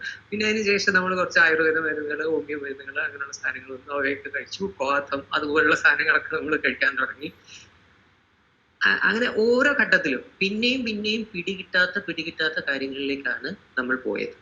കാരണം ഇതിൽ ശരിക്കും ഫേക്ക് ന്യൂസ് എന്ന് നമ്മൾ പിന്നീട് ഒരു ഘട്ടത്തിൽ പറഞ്ഞ സാധനങ്ങളെ നമ്മൾ ഫാക്റ്റായിട്ട് തന്നെ അവതരിപ്പിച്ചതാണ്. അതിനെയാണ് നമ്മൾ പിന്നെ അതാ ഞാൻ പറഞ്ഞത്, സോഷ്യൽ മീഡിയയിൽ വരുന്ന പോലെ ഫാക്ട് ഫേക്ക് എന്ന് പറയുന്ന മറ്റൊരു രീതിയിലേക്കല്ല. നമ്മൾ തന്നെ ഫാക്ട് എന്ന് പറഞ്ഞ് അവതരിപ്പിച്ച പല കാര്യങ്ങളും തൊട്ട് അടുത്ത ദിവസങ്ങളിൽ അല്ലെങ്കിൽ തൊട്ടടുത്ത മാസങ്ങളിൽ നമുക്കത് തെറ്റാണെന്ന് പറയേണ്ടി വന്നു.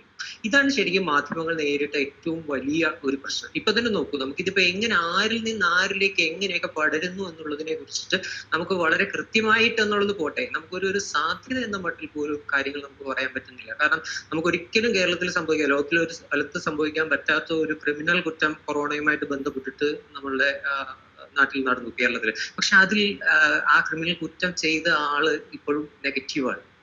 അതിനകത്ത് ഞാൻ പറഞ്ഞതെന്ന് വെച്ചാൽ നമ്മളുടെ ഈ കോണ്ടാക്റ്റുമായി ബന്ധപ്പെട്ടിട്ടുള്ള കാര്യങ്ങളിൽ നമ്മൾ സയൻസ് അനുസരിച്ചിട്ട് പറയുന്ന കാര്യങ്ങളിൽ നമ്മൾ ഒരു പത്രത്തിൽ ഒരു കാര്യം പറയുമ്പോൾ നമുക്കതിനെ 100% സത്യസന്ധമായിട്ട് പറയാൻ ശ്രമിക്കുക എന്നുള്ളതാണ് നമ്മൾ എപ്പോഴും ചെയ്യുക. പക്ഷെ അത് തന്നെ തൊട്ടടുത്ത ഘട്ടങ്ങളിൽ നമുക്കതല്ല, വേറൊന്നാണ് ഇതിന്റെ ശരിയായ അവസ്ഥ എന്ന് നമുക്ക് പറയേണ്ടി വരും. അതാണ് ശരിക്കും മാധ്യമങ്ങൾ എപ്പോഴും ഈ അടുത്ത കാലത്ത് നേരിടുന്ന ഏറ്റവും വലിയ ഒരു പ്രശ്നം. കാരണം ഈ അറിവില്ലായ്മയാണ് നമ്മളുടെ ഒരു പ്രശ്നം. കാരണം വെച്ചാൽ നമ്മൾ അറിവില്ലായ്മ ഒരാളിലേക്ക് പകർന്നു കൊടുക്കാൻ, അത് ഈ തരത്തിൽ മാത്രമല്ല, നമുക്കിപ്പോ സമൂഹത്തിൽ നിലനിൽക്കുന്ന നമ്മൾ നിരന്തരം കടന്നു പോകുന്ന കുറെ കാര്യങ്ങളിലുള്ള അറിവില്ലായ്മകൾ പോലും നമ്മളുടെ ശ്രദ്ധയിൽ പെടുന്നില്ല സത്യത്തിൽ. ഞാൻ ഏറ്റവും ചെറിയൊരു ഉദാഹരണം പറഞ്ഞുകൊണ്ട് ഞാൻ അതിന്റെ ആ ഒരു വശം ഞാൻ വിശദീകരിക്കും. അതായത് ഇപ്പൊ നമ്മള് കുട്ടികള് സ്കൂളിൽ പഠിക്കുമ്പോൾ കണക്ക് പഠിക്കുമ്പോൾ അവർക്ക് 9ന്റെ മൾട്ടിപ്പിൾസ് 9ന്റെ ഘടകങ്ങളും ചെയ്യാനായിട്ട് വലിയ പ്രയാസമാണ്. എപ്പോഴും 9ൽ തട്ടിയിട്ടുള്ള ഒരു പ്രശ്നമുണ്ട്. കാരണം അത് നമ്മളെപ്പോഴും അത് നമ്മൾ നിരന്തരം ഉപയോഗിക്കുന്നുണ്ടെങ്കിലും നമ്മൾ ശ്രദ്ധയിൽ പെടാത്ത ഒരു കാര്യം ഞാൻ പറയുകയാണ്. കാരണം 80, 90 അങ്ങനെയാണ് നമ്മൾ പറഞ്ഞു പോകുന്നത്. അതിലൊന്ന് ശ്രദ്ധിച്ചു നോക്കിക്കോളൂ. 70, 80 കഴിഞ്ഞിട്ട് ശരിക്കും നമ്മൾ പിന്നീട് പറയുന്നത് 90-ആണ്. ശരിക്കും അത് എവിടെയായിരുന്നു വേണ്ടിയിരുന്നത്? അത് 800, 90 ഉണ്ടായിരുന്നു. അതായത് അത് നമ്മൾ 1, 2, 3, 4, 5, 6, 7, 8, 8 കഴിഞ്ഞിട്ട് നമുക്ക് 9 എന്ന് പറയുന്ന ഒരു സംഖ്യ അവിടെ വേണ്ടിയിരുന്നു. ആ 9 നമുക്ക് എപ്പോഴും നഷ്ടപ്പെട്ടു പോയി. നമ്മൾ ആ സ്ഥലത്തേക്ക് തൊട്ടടുത്ത സ്ഥാനത്തുള്ള 10ന്റെ സ്ഥാനത്ത് നിന്ന് ആ 9 എടുത്തു വെച്ചു. 8, 9 പറയേണ്ട സ്ഥലത്ത് നമ്മൾ പറയുന്നത് 9-ആണ്. ഇത് ഞാൻ ഈ കണക്ക് ഇവിടെ പറഞ്ഞത് വേറൊന്നുമില്ല. ഇത് നമ്മൾ എത്ര വലിയ സയൻസ് കണക്ക് പഠിച്ച ആളുകൾ ഇതിലൂടെ കടന്നു പോകുന്നു. ഈ തെറ്റ് നമുക്ക് മനസ്സിലാകുന്നില്ല, ഈ മിസ്സിങ് നമുക്ക് മനസ്സിലാകുന്നില്ല. അപ്പോ ഈ ഇത്രയും ശാസ്ത്രീയമായിട്ട് നമ്മൾ സമീപിക്കുന്ന ഒരു കണക്കിന്റെ കാര്യത്തിൽ നമുക്ക് ഈ ഒരു ചെറിയ തെറ്റ് മനസ്സിലാക്കാൻ പറ്റുന്നില്ല. അപ്പൊ നമ്മൾ ആലോചിച്ച് നോക്കും, മാനസിക തലത്തിൽ നമുക്ക് കണ്ടുപരിചയമില്ലാത്ത നമ്മുടെ ഒരു ഇന്നർ ആക്ടിവിറ്റിയിൽപ്പെട്ട ഒരു കാര്യത്തിൽ ഇതുപോലെ എത്ര തെറ്റുകൾ ഉണ്ടാവും.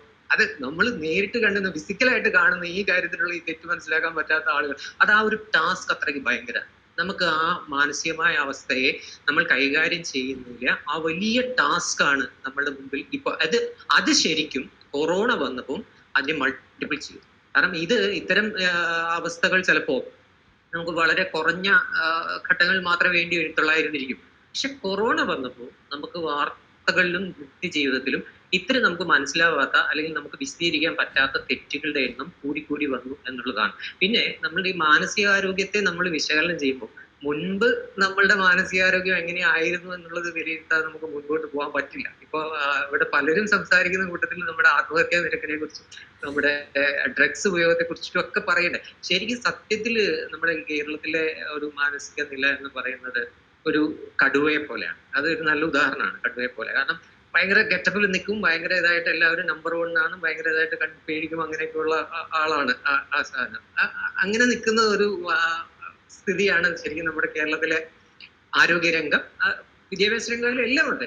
പക്ഷേ ഇതിനകത്ത് നമ്മൾ ഇപ്പോ വയനാട്ടിലൊക്കെ കടുവകൾ നാട്ടിലിറങ്ങി ആളുകളെ ആക്രമിക്കും. അപ്പോഴാണ് ആ ഒരു ചേഞ്ച്, സ്വഭാവത്തിന്റെ ഒരു ചേഞ്ച് മനസ്സിലാക്കുന്നത്. ഇതിനെ കൂടുതൽ നന്നായിട്ട് ഒബ്സർവ് ചെയ്യുമ്പോൾ ഈ ഇറങ്ങി വരുന്ന കടുവകളെല്ലാം അവര് പൂർണ്ണ ആരോഗ്യവാന്മാരല്ല.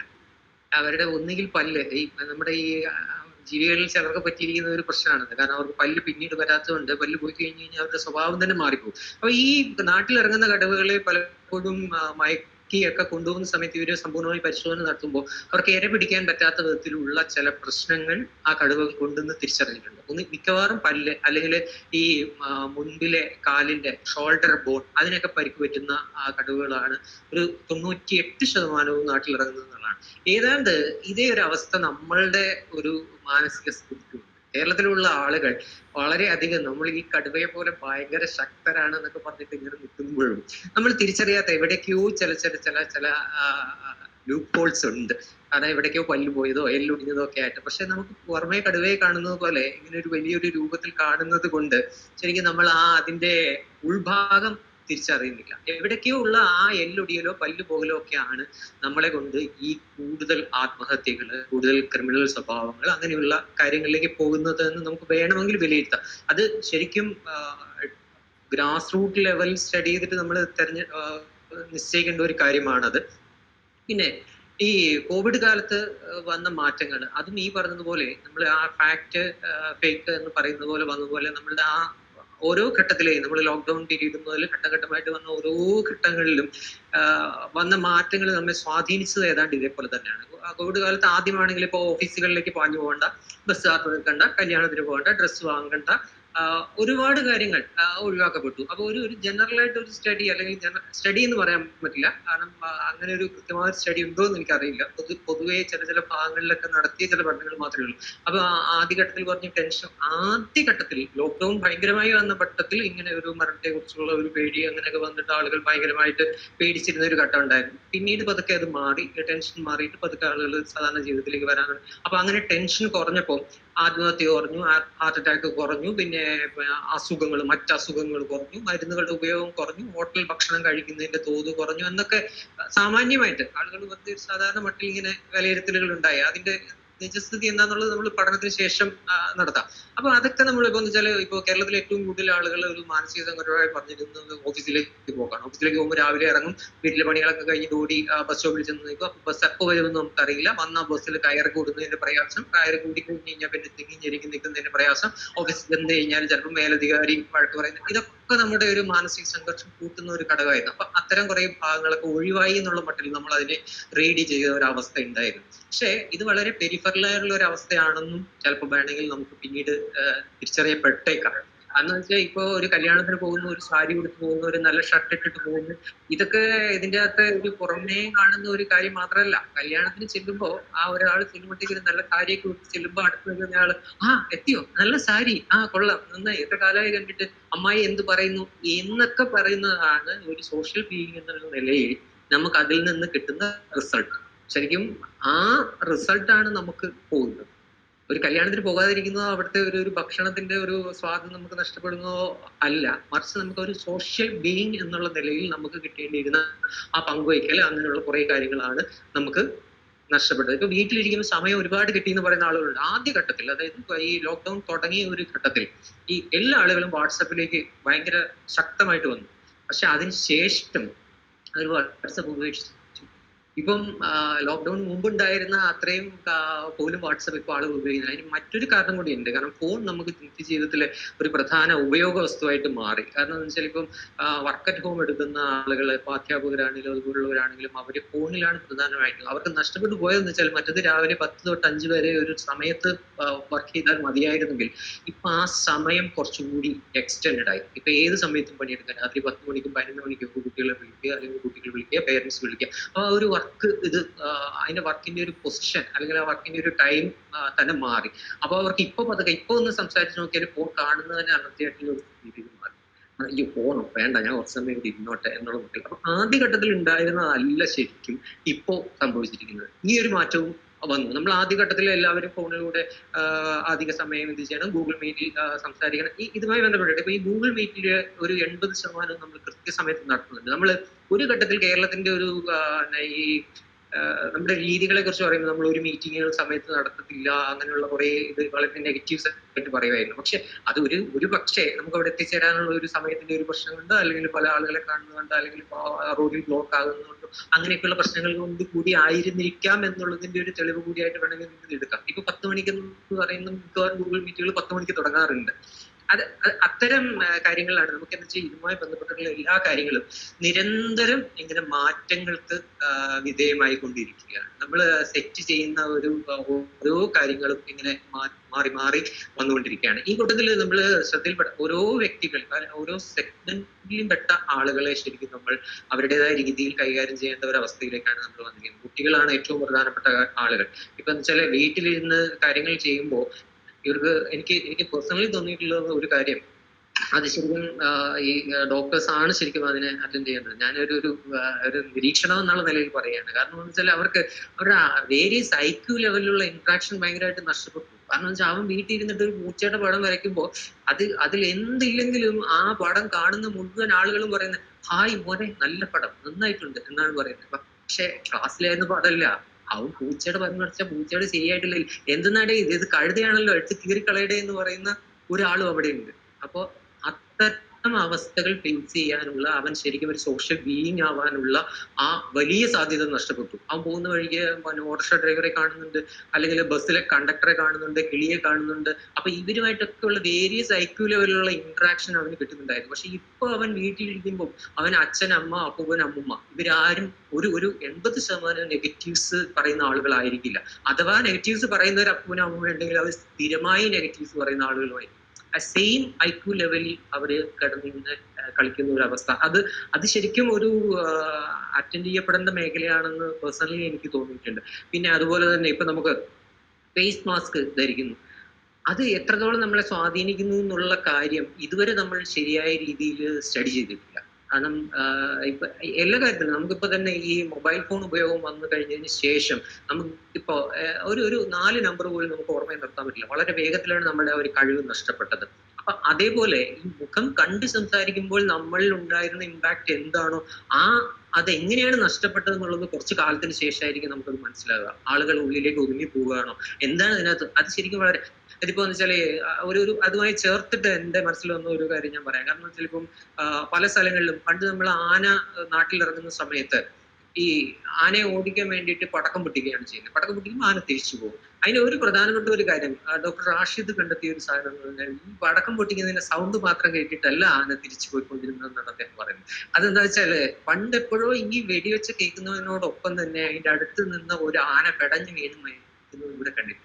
അപ്പൊ മരണഭയം അതെങ്ങനെയോ ഇങ്ങനെ പതുക്കെ അതിലൂടെ വന്നിട്ട് അതാണ് ആ പടക്കം പൊട്ടുന്നതിന്റെ ഒച്ചയുമായിട്ട് ചേർത്ത് ഇവരുടെ ആ ഒരു ജെനറ്റിക്കൽ ഇതിലൂടെ പകർന്നു വന്നിട്ടുള്ളത്. അതുകൊണ്ടാണ് പടക്കം പൊട്ടിക്കുന്ന ഒച്ച കേട്ടപ്പോൾ ആന ഓടിയും. ഇപ്പൊ തൃശ്ശൂർ ഇന്നാളൊരു വാർത്ത ഉണ്ടായിരുന്നു, ആനയെ ഓടിക്കാൻ വേണ്ടിയിട്ട് പടക്കം പൊട്ടിച്ചപ്പോൾ ആന പോയിട്ട് കുട്ടിയാനകളെയൊക്കെ കൂട്ടി വന്നിട്ട് പൂരം കാണുന്ന പോലെ അവിടെ നിന്ന് കാണുന്നു എന്ന് പറഞ്ഞിട്ട് വാർത്ത ഉണ്ടായിരുന്നു. അത് ശരിയാണോ? അത് നമ്മൾ വീണ്ടും തെളിയിക്കേണ്ട കാര്യമാണ്. എന്നാലും ഞാൻ ഇവിടെ പറയാൻ കാര്യം എന്ന് വെച്ചാൽ ഇപ്പൊ നമ്മൾ മാസ്ക് കുറെ കാലത്തേക്ക് ധരിക്കുമ്പോൾ അതിന്റെ ഇമ്പാക്ട് എന്താകും എന്നുള്ളതിനെ കുറിച്ചിട്ട് നമ്മൾ കുറച്ചുകൂടി ഗൗരവമായിട്ട്, കാരണം നമ്മളിപ്പം മുഖത്ത് നോക്കിയിട്ട് കണ്ണുകളിൽ നിന്ന് മാത്രം നമുക്ക് നമ്മുടെ ഒരു കോൺവെർസേഷനിൽ നമുക്ക് ആശയവിനിമയത്തിന് കുറെ തടസ്സങ്ങൾ ഉണ്ടാകുന്നുണ്ട്. ഈ കൊറോണ എന്ന് പറഞ്ഞ ഒരു വലിയ ഭീതി നിൽക്കുന്നത് കൊണ്ട് നമ്മൾ ഇത്തരം കാര്യങ്ങളെ കുറിച്ചിട്ട് അത്ര വലിയ കാര്യമായിട്ട് നമ്മൾ ആലോചിക്കുന്നില്ല എന്നുള്ളതാണ് ശരിക്കും ഇപ്പോൾ സംഭവിക്കുന്നതെന്ന് തോന്നുന്നു.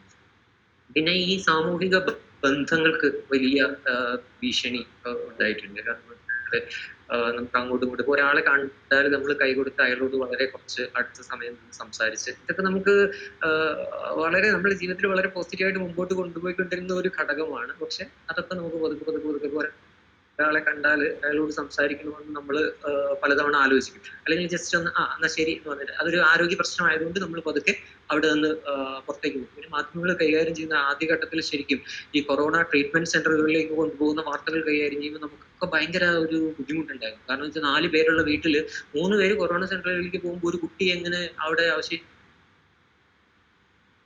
സമയത്ത് നമ്മൾക്കും വലിയൊരു കൺഫ്യൂഷൻ ഉണ്ടായിരുന്നു. അപ്പൊ ആ ഒരു അവശേഷിക്കുന്ന അല്ലെങ്കിൽ ഈ ഒരു ഫാമിലിയിൽ പെടാത്ത ഒരു കുട്ടി പുറത്തുള്ള സമയത്ത് ആ കുട്ടിയുടെ ഭാഗത്തു നിന്നുള്ള വാർത്തകൾ കൊടുക്കാൻ തുടങ്ങി. അതുപോലെ തന്നെ ഈ കൊറോണ സെന്ററുകൾക്കുള്ളില് ചെന്നാലുള്ള അവസ്ഥ, മലയാളികൾ പ്രത്യേകിച്ച് എപ്പോഴും ബൈസ്റ്റാൻഡർ ഇല്ലാതെ ഒരിക്കലും ഇവിടേക്ക് പോകാത്ത ആളുകളാണ്, ഹോസ്പിറ്റലുകളിലേക്ക് പോകാത്ത ആളുകളാണ്. പിന്നെ എനിക്ക് തോന്നുന്നു ഒരു മുള്ളു കൊണ്ടിട്ട് ഹോസ്പിറ്റലിൽ പോയാൽ ശരി 36 പേര് സന്ദർശിക്കുന്ന ഒരു സ്വഭാവം നമുക്കുള്ളതാണ്. അപ്പോഴാണ് ശരിക്കും ഈ കൊറോണ വന്നിട്ടുള്ള ആളുകളെ ഒറ്റയടിക്ക് ഒന്നുമില്ലാതെ പല്ല് തെറ്റാനുള്ള ബ്രഷും 2 ടെസ്റ്റ് വന്നിട്ട് പോരെന്ന് പറഞ്ഞിട്ട് ഒരു സ്ഥലത്തേക്ക് കൊണ്ടിടുക. അവിടെ ഉണ്ടാകുന്ന ഒരു മാനസിക സംഘർഷം, ആളുകൾക്ക് നേരിട്ടുണ്ടാകാവുന്ന ഒരു മാനസികാഘാതം, അത് കുറയ്ക്കാൻ വേണ്ടിയിട്ട് നമ്മൾ മാധ്യമങ്ങൾ, എല്ലാ മാധ്യമങ്ങളും ആദ്യം കൊടുത്തത് ഇവര് കൊറോണ ട്രീറ്റ്മെന്റ് സെന്ററിൽ ശരിക്കും ഇത് ചീട്ട് കളിക്കുന്നു അങ്ങനെയുള്ള പടങ്ങളും ഒക്കെ ആയിരുന്നു ഭയങ്കര പോസിറ്റീവായിട്ട്. പക്ഷെ അതിനൊരു കുറച്ചൊരു തിരിച്ചടി ഉണ്ടായി. കാരണം ആളുകൾ പതുക്കെ പറയാൻ തുടങ്ങി, കൊറോണ ഒന്നും വന്നിട്ട് കുഴപ്പമൊന്നുമില്ല, നമുക്ക് അവിടെ പോയിട്ട് ഒരു 10 ദിവസം ഇങ്ങനെ നമുക്ക് ഭക്ഷണം കഴിച്ച് ചീട്ടൊക്കെ കളിച്ചിരിക്കാമെന്ന് പറഞ്ഞിട്ട് മാസ്ക് വെക്കാതെ ആളുകൾ പതുക്കെ പുറത്തേക്ക് ഇറങ്ങാൻ. അപ്പൊ പിന്നെ പതുക്കെ മാധ്യമങ്ങളും അത്തരം വാർത്തകളിൽ നിന്ന് പിന്നോട്ട് പോകാൻ തുടങ്ങി. കാരണം മാസ്ക് ധരിക്കണം എന്നുള്ള, കാരണം ഇപ്പൊ എനിക്ക് തോന്നുന്നു ഇതുവരെ കൊറോണയുടെ കാര്യത്തിൽ നമുക്ക് ഏറ്റവും മാറ്റമില്ലാതെ പറയാൻ പറ്റുന്ന ഒരു കാര്യമായിട്ടുള്ളത് മാസ്ക് ധരിക്കലാണ്. നമുക്ക് വിദ്യാഭ്യാസ രംഗത്ത് നമ്മൾ വളരെ മുമ്പിലാണ്, അങ്ങനെ വളരെ വളരെ വളരെ വളരെ ഗുണങ്ങളൊക്കെ ഉണ്ട്. പക്ഷെ ഇപ്പൊ പോലും നമ്മൾ ഈ കൊറോണ ഈ 10,000-ത്തിലധികം ആളുകൾ കൊറോണ ബാധിച്ചു എന്ന് പറഞ്ഞ റിസൾട്ടുകൾ കേൾക്കുന്ന ഈ ഘട്ടത്തിൽ പോലും നമ്മളുടെ പൊതുനിരത്തുകളിലും പൊതുസമൂഹത്തിലും ഒക്കെ നോക്കിയാൽ മാസ്ക് വെക്കാത്ത ആളുകളെ നമുക്ക് നിരവധി കാണാൻ പറ്റും. അവിടെയാണ് നമുക്ക് നമ്മുടെ ഈ വിദ്യാഭ്യാസ നിലവാരവും നമ്മുടെ ജീവിത രീതികളും നമ്മുടെ മാനസികാരോഗ്യവും ഒക്കെ തമ്മിലുള്ള ബന്ധം എന്താണെന്ന് ഒരിക്കൽ കൂടി നമ്മൾ വിശകലനം ചെയ്യേണ്ടി വരുന്ന ഒരവസ്ഥ. കാരണം ഈ അടുത്ത കാലത്തൊരു സ്റ്റഡി നടത്തിയിരിക്കുന്നത്, കാരണം ഈ നമ്മുടെ ഹെൽമെറ്റ് വെക്കുന്നതിനെ കുറിച്ചിട്ട്, ഹെൽമെറ്റ് ഉണ്ട്, തലയിൽ വെച്ചിട്ടുണ്ട്, പക്ഷെ താഴത്തെ സ്ട്രിപ്പ് ഇടത്തില്ല. അതെല്ലാം പേടിപ്പിക്കുന്ന കാര്യം. അത് നമ്മൾ ചോദിക്കുന്ന ആ വ്യക്തികളോട് ചോദിക്കുമ്പോൾ ആ സ്ട്രിപ്പ് ഇട്ടില്ലെങ്കിൽ എന്താണ് കുഴപ്പമെന്ന് അവർക്ക് 100% അറിയാം. ആ അറിഞ്ഞുകൊണ്ടാണ് അവര് ആ സ്ട്രിപ്പ് ഇടുന്നത്. ഇതാണ് നമ്മുടെ ഒരു ശരിക്കും നമ്മുടെ ഒരു സമീപനം. ആ സമീപനമുള്ള ആളുകളുടെ ഇടയിലേക്കാണ് ഈ കൊറോണ ഒന്നാണ് നമ്മളുടെ ഏറ്റവും പ്രധാന. എല്ലാ സ്ഥലത്തും ഇപ്പോഴും നോക്കി നമ്മൾ ഒരു സ്ഥലത്ത് കവലയിൽ നിന്നാല് ഈ ആളുകൾ വന്നിട്ട് ഈ മാസ്ക് ധരിച്ചിട്ടുള്ള ആളുകൾ തന്നെ മാസ്ക് മാറ്റിയിട്ട് ആ റോഡിൽ നടക്കുന്ന സ്ഥലത്ത് തുപ്പിയിട്ട് പോകുന്ന ആളുകളെ നമുക്ക് കാണാൻ പറ്റും. അതാണ് നമ്മുടെ ഒരു സാമൂഹിക അവസ്ഥ ശരിക്കുള്ളത്. പക്ഷെ ഈ തുപ്പുന്ന ആളെ വ്യക്തികളായിട്ട് അറിയില്ല. കിട്ടുന്ന ആളിനെ നമ്മൾ അടുത്ത് വിളിച്ചിട്ട് ചോദിക്കുകയാണ് എന്താണ് എവിടെയാണെന്ന് ചോദിച്ചാൽ ഇയാൾ സയൻസിൽ ഡിഗ്രി ഉള്ള ആളായിരുന്നു, സയൻസിൽ പോസ്റ്റ് ഗ്രാജുവേഷൻ ഉള്ള ആളായിരിക്കും. അപ്പൊ നമ്മുടെ ഒരു സാമൂഹിക ഒരു പ്രവർത്തന രീതിയും നമ്മളുടെ ശരിക്കുള്ള ഒരു വിദ്യാഭ്യാസ രീതിയും തമ്മിലുള്ള ഒരു അന്തരം ശക്തി കേരളത്തിലുണ്ട്.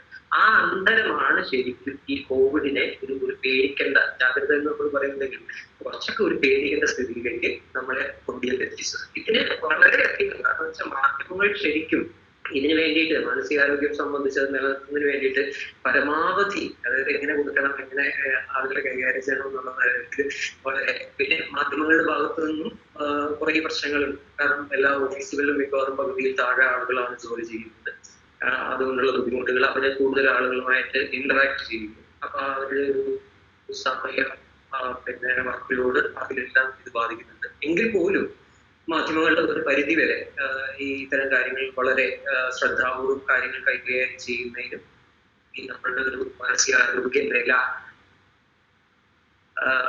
നിലനിർത്തുന്നതിനും വളരെയധികം സഹായിച്ചിട്ടുണ്ട്. കാരണം ഏറ്റവും കൂടുതൽ നമ്മളുടെ എനിക്ക് തോന്നുന്നു ഏറ്റവും കൂടുതൽ മാധ്യമങ്ങൾ സപ്പോർട്ട് ചെയ്തിരിക്കുന്നത് ആരോഗ്യ പ്രവർത്തകരെയാണ്, അതുപോലെ തന്നെ പോലീസുകാര്, അങ്ങനെയുള്ള ആളുകളെ കുറിച്ച് നിരന്തരം വാർത്തകൾ കൊടുക്കുകയും അവര് ആ വാർത്തകളിൽ നിൽക്കുന്നവർക്ക് പിന്നീട് സപ്പോർട്ട്. പിന്നെ മാധ്യമ പ്രവർത്തകർ അതിൽ പെടില്ല കേട്ടോ. കാരണം വെച്ചാൽ മാധ്യമ പ്രവർത്തകർ ഒരു കാരണവശാലും ഈ അഭിനന്ദനങ്ങൾ ഏറ്റുവാങ്ങാൻ സമയം കിട്ടാത്തതാണല്ലോ.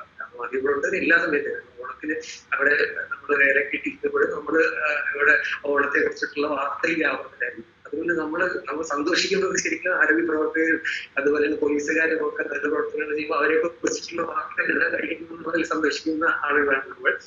പിന്നെ ചില കാര്യങ്ങളിൽ മാധ്യമങ്ങൾ നീ പറഞ്ഞതുപോലെ, നേരത്തെ പറഞ്ഞതുപോലെ ചില ഒറ്റപ്പെട്ട കാര്യങ്ങളിൽ ഇപ്പോൾ ഒരു സ്ഥലത്ത് നിന്ന് ഒരു രോഗിയെ കൊണ്ടുപോകാനായിട്ട് ഒരു ആംബുലൻസ് അരമണിക്കൂർ വൈകുന്ന സമയത്ത് ചില ഘട്ടങ്ങളിൽ നമ്മളൊരു വലിയ വാർത്തയൊക്കെ കൊടുക്കുകയും അതിന് ഈ 100% ശരിയായിട്ട് ഇതിനെ ഒരു മാനസിക നില നിലനിർത്തുന്നെങ്കിൽ 100% സക്സസ്ഫുൾ ആയി പ്രവർത്തിച്ചെന്ന് പറയാൻ പറ്റാത്ത ചില ഘടകങ്ങളുണ്ട്. അത് വളരെ അപൂർവമാണ്. കാരണം വെച്ചാൽ അതൊരു വലിയ ചടപ്പാണ്. പണ്ടുള്ളത് പോലെയല്ല. ഇന്ന് മാധ്യമ ലോകം എന്ന് പറയുന്നത് നിറയെ ആളുകളുള്ളതാണ്. അപ്പോൾ പിന്നെ ഈ പറഞ്ഞതുപോലെ എത്രയെന്ന് പറഞ്ഞാലും ശരി മത്സരം അങ്ങനെയുള്ള കാര്യങ്ങളെല്ലാം ഉണ്ട്. അപ്പൊ അതുമായി ബന്ധപ്പെട്ടിട്ട് ചില അതായത് അത് പക്ഷെ ഒരു 4-5% താഴെ നിൽക്കുകയുള്ളൂ. ആ ഒരു ഘട്ടത്തിൽ പോലും നമ്മൾ കൊറോണ എന്ന് പറയുന്നത് ഇപ്പൊ നേരത്തെ സംസാരിച്ചവരെല്ലാവരും പറഞ്ഞതുപോലെ നമുക്ക് ജീവിതത്തിൽ ഇതുവരെ നമ്മൾ ഫേസ് ചെയ്തിട്ടില്ലാത്ത ഒരു ഘടകമാണ്. ലോകത്തിലെ എല്ലാ ആളുകളും അതിന്റെ ഒരു സർക്കിളിന് ഉള്ളിൽ പെട്ടുപോകുന്ന വിധത്തിലുള്ള ഒരു കാര്യമായതുകൊണ്ട് മാധ്യമങ്ങൾക്കാണ് എല്ലാവരിലേക്കും ഈ കാര്യങ്ങൾ എത്തിച്ചു കൊടുക്കാൻ കഴിയുന്നത്. പിന്നെ കുറച്ചുകൂടി സയന്റിഫിക് ആയിട്ടുള്ള കാര്യങ്ങൾ ഇനിയും ലഭിക്കേണ്ടിയിരിക്കും. ഇപ്പൊ പോലും നമുക്ക് ഈ വാക്സിനേഷൻ വരുന്നതിനെ കുറിച്ചും രണ്ടാമത് വരുന്നതിനെ കുറിച്ചും അതുപോലെ തന്നെ ആദ്യഘട്ടത്തിൽ നമ്മൾ ഈ 2 മീറ്റർ അകലം എന്നൊക്കെ പറഞ്ഞത് അപ്പൊ ഫിസിക്സ് വിഭാഗക്കാരുടെ ഒരു കമന്റ് ഉണ്ടായിരുന്നു. അത് പിന്നീട് ശരിയാണ്. അവർ പറഞ്ഞു നിങ്ങളിങ്ങനെ പറയരുത് 2 മീറ്റർ 3 മീറ്റർ എന്ന് പറയരുത്, ഞങ്ങളെ കൂടെ പരിഗണിക്കണം. കാരണം കാറ്റ്, പ്രഷർ, തെന്നി നീങ്ങുന്ന ഘടകങ്ങൾ അതൊക്കെ കൂടെ പരിഗണിക്കും. അന്ന് പക്ഷേ കാര്യമായിട്ട് അത് പരിഗണിച്ചില്ല. കാരണം ഫിസിക്സുകാരല്ലേ പറയുന്നത്, ഞങ്ങൾ വേറെ കാര്യങ്ങൾ പറഞ്ഞോളാന്ന്. പക്ഷെ പിന്നീട് അത് സത്യമാണെന്ന് തെളിഞ്ഞു. കാരണം 6 അടിയും 7 അടിയും അപ്പുറത്ത് നിൽക്കുന്ന ആളിലേക്ക് കൊറോണ വളർന്നു വന്നപ്പോഴത്തേക്ക് ഫിസിക്സുകാരെ കൂടെ പരിഗണിക്കേണ്ടതായിരുന്നു എന്നുള്ളത്. അപ്പൊ ശരിക്കും ഇങ്ങനെ ഇത്തരം കറക്റ്റീവ് മെഷേഴ്സിലൂടെ നമുക്ക് മുമ്പോട്ട് പോകാൻ പറ്റുള്ളൂ. മാധ്യമങ്ങളുടെ കാര്യത്തിലും ഇപ്പൊ ഈ സംസാരിച്ചതുപോലെ തന്നെ നമുക്കും ചില കറക്ഷൻസ് ആവശ്യങ്ങൾ വന്നേക്കാം. അപ്പോൾ അതിലൂടെ നമുക്ക് പിന്നെ പോസിറ്റീവ് എനർജി നിലനിർത്തിക്കൊണ്ട് മാത്രമേ നമുക്ക് മുമ്പോട്ട് പോകാൻ പറ്റുള്ളൂ. ഇതിലധികം ആളുകൾ വെച്ചുപോയ സിറ്റുവേഷൻ ഉണ്ടായിട്ടുണ്ട്. നമ്മൾ അതിനെ അതിജീവിച്ചിട്ടുണ്ട്. പിന്നെ ഇതിനകത്ത് എനിക്ക് തോന്നിയ ഒരു കാര്യം, നമ്മൾ അറ്റൻഡ് ചെയ്യപ്പെടേണ്ട വേറൊരു കാര്യമായിട്ട് എനിക്ക് തോന്നിയത്, നമുക്ക് എന്താ വെച്ചാല് മെന്റൽ സ്ട്രെസ് കുറയ്ക്കാൻ ഉണ്ടായിരുന്ന പല ഓപ്ഷൻസും നമുക്ക് നഷ്ടമായിട്ടുണ്ട്. കാരണം എന്ന് വെച്ചാൽ ഇവര് ഓടിപ്പാഞ്ഞ് ഓഫീസിലെത്തുമ്പോൾ ഓഫീസിലെ അടുത്ത സുഹൃത്തിനോട് ചെന്ന് പറയും ഇങ്ങനെയൊക്കെ ആയിരുന്നു, ഞാൻ വണ്ടി വന്നപ്പോ ഇങ്ങനെയൊക്കെ ഉണ്ടായി എന്ന് പറയുന്ന ഒരവസ്ഥ. അവിടെ കുറച്ച് സ്ട്രെസ് റിലീസ് ചെയ്യും. അതല്ല ഇപ്പം ഭക്തിയുള്ള ആളാണെങ്കിൽ ചിലപ്പം വൈകുന്നേരം വന്നിട്ട് അല്ലെങ്കിൽ രാവിലെയോ ഒരു ആരാധനാലയത്തിൽ പോകും. അപ്പൊ അവിടെയും കുറച്ചൊരു റിലീഫ് ഉണ്ടായിരുന്നു. കുട്ടികളാണെങ്കിൽ അവരൊന്ന് കളിച്ച് അങ്ങനെയൊക്കെയുള്ള ഒരു ഇതിലൂടെ കുറച്ച് റിലീഫ്. പക്ഷെ ഇത്തരം നമ്മളുടെ ഓപ്പർച്യൂണിറ്റീസ് എല്ലാം നമുക്ക് നഷ്ടമായി. പിന്നെ ഈ പറഞ്ഞതുപോലെ നമ്മൾ മൊബൈൽ ഫോണിലേക്ക് കേന്ദ്രീകരിച്ചുകൊണ്ട് അത്യാവശ്യം അതിനെ നമ്മൾ ഓവർകം ചെയ്യാൻ ശ്രമിക്കുന്നുണ്ടെങ്കിലും അതും പതുക്കെ സ്ലോ ഡൗൺ ചെയ്ത് വരുന്ന ഒരു അവസ്ഥയാണ്. എന്ന് വെച്ചാൽ ഫോണിൽ സംസാരിക്കുന്നവരും ഈ ഗൂഗിൾ മീറ്റിൽ പരസ്പരം സംസാരിക്കുന്നവരും ആദ്യം ഒരു ഘട്ടം കഴിയുമ്പോഴത്തേക്ക് പതുക്കെ കുറയുന്നു എന്നാണ് തോന്നുന്നത്. അപ്പൊ അതും കുറച്ച് കാലം കൂടിയൊക്കെ പോകുമെങ്കിലും നമുക്ക് ഒരു ആൾട്ടർനേറ്റീവ് കണ്ടുപിടിക്കേണ്ടി. അപ്പോൾ സ്റ്റഡി നമ്മൾ ഇതിനെ കുറിച്ചിട്ട് ഈ ഓരോ ഘട്ടത്തിലും വരുന്നതിനനുസരിച്ചിട്ട് കൃത്യമായിട്ട് ഇതൊന്ന് ആരോഗ്യ രംഗത്ത് പ്രവർത്തിക്കുന്നവരും പത്രത്തിലുള്ളവരും തമ്മിൽ വളരെ ഫെയർ ആയിട്ടുള്ള ഒരു ഇന്ററാക്ഷൻ. കാരണം ഇത് മുമ്പ് പറഞ്ഞ തെറ്റാണ്, ഇനി ഇപ്പൊ പറയുന്നതാണ് ശരി എന്ന് പറയുക, അത് കൃത്യമായിട്ട് കമ്മ്യൂണിക്കേറ്റ് ചെയ്യുകയും ചെയ്യുക എന്നുള്ളതിലേക്ക് തന്നെ നമ്മൾ ഫോക്കസ് ചെയ്യേണ്ടി വരും. അങ്ങനെ തന്നെ നമ്മൾ പോകും. കാരണം മഞ്ഞപ്പനിയൊക്കെ വന്ന് കോടിക്കണക്കിന് ആളുകൾ മരിച്ചപ്പോൾ കൂടുതൽ ആളുകൾ അറിഞ്ഞിരുന്നില്ല. പക്ഷെ അങ്ങനെയല്ല, ഇത് നമ്മളിപ്പോ മരിക്കുന്നതും മരണസംഖ്യയും ഒക്കെ അന്ന് തന്നെ വൈകുന്നേരമാകുമ്പോഴേക്കും നമുക്ക് അറിയാൻ സാധിക്കുന്നുണ്ട്. അതിന് ഗുണവും ഉണ്ട്, അതുപോലെ തന്നെ ഒരു പേടിയുടെ അംശം ഇങ്ങനെ ഉള്ളിൽ കിടക്കുന്ന ഒരു ദോഷവും ഉണ്ട്. എന്തായാലും നമുക്ക് ഓവർകം ചെയ്യാൻ വേണ്ടിയിട്ട് ഇപ്പോൾ ചെയ്യുന്നതിനേക്കാൾ കൂടുതൽ നന്നായി ചെയ്യാൻ കഴിയുന്ന എല്ലാ പ്രവർത്തനങ്ങളിലേക്കും നമുക്ക് പോവാം. ഇങ്ങനെ ഈ ഒരു പരിപാടി പങ്കെടുക്കാൻ ഇത്രയും സമയം എല്ലാവരും ഈ മേഖലയിലെ വിദഗ്ധരാണ്. ഞാൻ പത്രത്തിന്റെ മേഖലയിൽ നിന്ന് വരികയാണ്. നിങ്ങളുമായിട്ടൊക്കെയുള്ള ഒരു ഇന്ററാക്ഷന്റെ ബേസിൽ കിട്ടിയിരിക്കുന്ന ചില വിവരങ്ങൾ മാത്രമേ എനിക്ക് പറയാനുള്ളൂ. ഇപ്പൊ പറഞ്ഞതിലും ഈ പറഞ്ഞതുപോലെ ഈ മാനസിക തലങ്ങളിൽ ഉള്ള ചില വൈരുദ്ധ്യങ്ങൾ ഉണ്ടാവും, അത് തിരുത്താൻ ഇവിടെ ആളുകളുണ്ട്. ആ ഒരു ധൈര്യത്തിലാണ് ഞാൻ പറഞ്ഞത്. എന്തായാലും ഇതിൽ പങ്കെടുക്കാൻ സാധിച്ചതിൽ സന്തോഷം. Thank you. Thank you so much, sir. Thank you for your time. So next, ഞാൻ അടുത്ത നമ്മുടെ പാനലിസ്റ്റിനെ ഇൻവൈറ്റ് ചെയ്യുന്നു. അദ്ദേഹം നമ്മൾ ഏതൊരു പ്രോഗ്രാമും ഏതൊരു ടോക്കും എപ്പോൾ വിളിച്ചാലും അദ്ദേഹം നമ്മോടൊപ്പം ഉണ്ട്. ഒന്നിനും ഇതുവരെ അദ്ദേഹം നമ്മോട് നോ പറഞ്ഞിട്ടില്ല. So I welcome Dr. P.N. Suresh Kumar, Senior Consultant Psychiatrist, Calicut. Hello, sir. Hello, കേൾക്കാമോ? Yes, sir. Clear ആണ്. Audible. ഓക്കെ. നമസ്കാരം എല്ലാവർക്കും.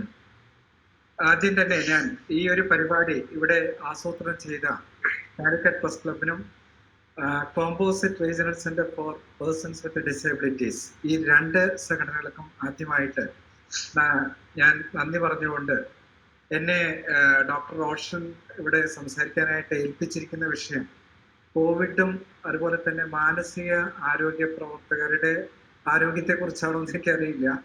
കോവിഡും മാനസിക ആരോഗ്യ പ്രവർത്തകരും തമ്മിലുള്ള ഒരു ബന്ധത്തെക്കുറിച്ച് സംസാരിക്കാനാണ്. എനിക്ക് തോന്നുന്നത് കൂടുതൽ മാനസികാരോഗ്യ പ്രവർത്തകരുടെ മാധ്യമ പ്രവർത്തകരുടെ മാനസികാരോഗ്യത്തെ കുറിച്ച് കൂടി ഞാൻ സംസാരിക്കണമെന്ന് എനിക്ക് തോന്നുന്നു. ഇവിടെ ദീർഘമായി കൃഷ്ണകുമാർ ഈ വിഷയത്തെ കുറിച്ച് ഓൾറെഡി സംസാരിച്ചുകൊണ്ട് എനിക്കിത് കൂടുതലായിട്ട് സംസാരിക്കാനായിട്ട് വിഷയമില്ല. എന്നിരുന്നാലും കുറച്ച് ഞാൻ ആദ്യമായിട്ട് ഈ മാനസിക ആരോഗ്യ ദിനം എന്തുകൊണ്ടാണ് ആചരിക്കുന്നത് എന്നുള്ള ചെറിയ കഥയിലേക്ക് നമുക്കൊന്ന് കിടക്കാം. 1800 കാലഘട്ടത്തിൽ, അതായത് ഏകദേശം ഒരു 200-300 വർഷം മുമ്പ് വരെ ലോകത്തെമ്പാടും മാനസിക രോഗികളെ വെറും ഭ്രാന്തന്മാരായിട്ടും ഭീകരന്മാരായിട്ടും ആളുകളെ കൊല്ലുന്ന ആളുകളായിട്ടും അവർ ഈ ഭൂമിയിൽ ജീവിച്ചിരുന്നാലായിട്ട് നമുക്കെല്ലാം ആപത്താണ്, അപകടമാണ് എന്നൊക്കെ വിശ്വസിച്ചിട്ടൊരു കാലഘട്ടം ഉണ്ടായിരുന്നു. ഈ കാലഘട്ടത്തിലാണ് ഭ്രാന്തൻ ജയിൽ, ലുനാറ്റിക് അസൈലം എന്നുള്ളൊരു പേര് തന്നെ നിലവിൽ വന്നത് അതുകൊണ്ടാണ്. അതായത് ഈ ഇത്തരത്തിലുള്ള മാനസിക നില തെറ്റിയ ആളുകളെ എല്ലാം പിടിച്ച് കെട്ടി ബലമായിട്ട് വലിയ ഇത്തരത്തിലുള്ള കൂറ്റൻ മതിലുകളായിട്ടുള്ള സ്ഥലങ്ങളിൽ കൊണ്ടുവന്ന് അടച്ചു പൂട്ടുകയും ചങ്ങലക്കിടുകയും പറ്റിയാൽ ഭക്ഷണമോ ഒന്നും കൊടുക്കാതെ അവർ മരിച്ചു പോകുന്നത് തന്നെയാണ് നല്ലത് എന്നുള്ള രീതിയിലും, അതുപോലെ തന്നെ ഇവരുടെ മാനസിക രോഗം ഏതോ ഭൂതപ്രേത പിശാചിന്റെ ആവാഹം മൂലമാണ് എന്നൊക്കെ വിശ്വസിച്ചുകൊണ്ട് ഇത്തരത്തിലുള്ള ഭൂതപ്രേത പിശാചുകളെല്ലാം തലയിലാണ് വീട്ടിലെ കൂടിയിരിക്കുന്നത് എന്നുള്ളൊരു ധാരണ മൂലം തലയിൽ ഒരു ഓട്ട തുളച്ചിട്ട്, അതായത് ട്രിഫൈനിങ് എന്നൊക്കെ പറയും, അങ്ങനെ ഓട്ട തുളച്ച് വീട്ടിയെ പുറത്ത് കളയുന്ന, അത് മിക്കവാറും ആളുകൾ മരിച്ചു പോകുന്ന ഒരു അവസ്ഥയിലാണ്. അങ്ങനെ പ്രാചീനമായിട്ടൊരു ചികിത്സാ രീതിയായിരുന്നു. എല്ലാവരെയും ചങ്ങലക്കിടുന്ന ആ രീതിയിൽ നിന്നും അന്ന് ഒരു 200-300 വർഷം മുമ്പ് ലോകത്തിന്റെ വിവിധ കോണുകളിലുള്ള, അന്ന് സൈക്കാട്രിസ്റ്റ് ഒന്നും ഇല്ല, അന്ന് വെറും സാധാരണ ഫിസിഷ്യൻസ് എന്ന് പറയുന്ന വിശഗ്ധന്മാർ മാത്രം ഉണ്ടായിരുന്ന ആ കാലഘട്ടത്തിൽ അവർ അമേരിക്കയിൽ നിന്നും ബെഞ്ചമിൻ റോഷ്, ഇറ്റലിയിൽ നിന്നും അതുപോലെ പാരീസിൽ നിന്നും ഫിലിപ്പ് പിനൽ, വില്യം ടോക്ക് എന്നീ 3 വിശഗ്ധന്മാരുടെ ഒരു ഹ്യൂമനിറ്റേറിയൻ ട്രീറ്റ്മെന്റ് എന്ന് പറയും. അത് മനുഷ്യത്വപരമായിട്ടൊരു ചികിത്സയ്ക്ക് തുടക്കം കുറിച്ചുകൊണ്ട് ആദ്യമായിട്ട് ഇത്തരത്തിലുള്ള മാനസിക രോഗത്തിന് അടിമപ്പെട്ട് ആളുകളെ ചങ്ങലയിൽ നിന്ന് മോചിപ്പിക്കുന്ന ചെയിൻ റിലീസിങ് എന്നുള്ള ആ ഒരു അന്നത്തെ ഒരു ചരിത്ര സംഭവത്തിന് തുടക്കം കുറിച്ച ആ ഒരു സംഭവത്തെ ആണ് ഇന്ന് നമ്മുടെ ലോകാരോഗ്യ സംഘടനയും അതുപോലെ തന്നെ വേൾഡ് ഫെഡറേഷൻ ഓഫ് മെന്റൽ ഹെൽത്തും ഇന്ന് ഈ ഒക്ടോബർ 10 ലോക മാനസിക ആരോഗ്യ ദിനമായിട്ട് ആചരിച്ചു വരുന്നു.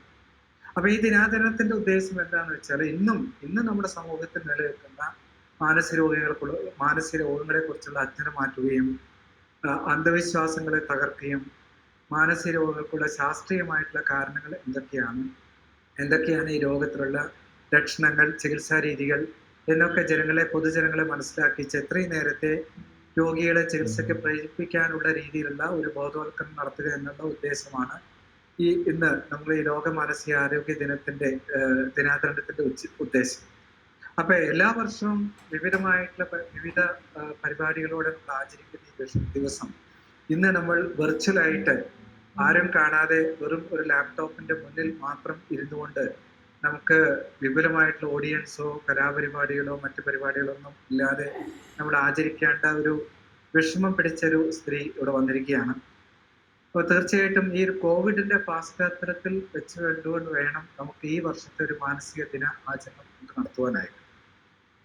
അപ്പൊ അതിനെപ്പറ്റി പറയുമ്പം നമ്മുടെ ഐക്യരാഷ്ട്ര സംഘടനയുടെ തലവൻ ജനുവരിയിൽ തന്നെ പറഞ്ഞത് എന്താണെന്ന് വെച്ചാൽ നമ്മുടെ കോവിഡ് മൂലമുള്ള പ്രശ്നങ്ങൾ, ശാരീരിക പ്രശ്നങ്ങളും അനുദിനം മരണങ്ങൾ കൂടിക്കൊണ്ടിരിക്കുന്ന ഒരവസ്ഥയിൽ ജനുവരി അവസാനം നമ്മുടെ ലോകാരോഗ്യ സംഘടനയും ഐക്യരാഷ്ട്ര സംഘടനയും എല്ലാം സംയുക്തമായിട്ട് പറഞ്ഞത് 2021 ആകുമ്പോഴേക്കും നമ്മുടെ ലോകത്തിൽ ഏറ്റവും കൂടുതൽ സംഭവിക്കാൻ പോകുന്ന വൻ ദുരന്തം പലവിധ മാനസിക പ്രശ്നങ്ങൾ ആയിരിക്കും എന്ന് അന്നേ പ്രവചിച്ചു കഴിഞ്ഞു.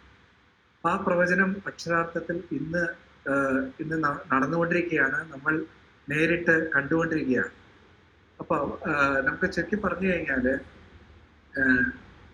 നമ്മുടെ ഇന്ത്യയിലെ സ്ഥിതി നമുക്ക് നോക്കുകയാണെങ്കിൽ 15 കോടി ജനങ്ങൾ ഇന്ന് ഇന്ത്യയിൽ വിവിധ മാനസിക പ്രശ്നങ്ങളാൽ വരഞ്ഞുകൊണ്ടിരിക്കുകയാണ്.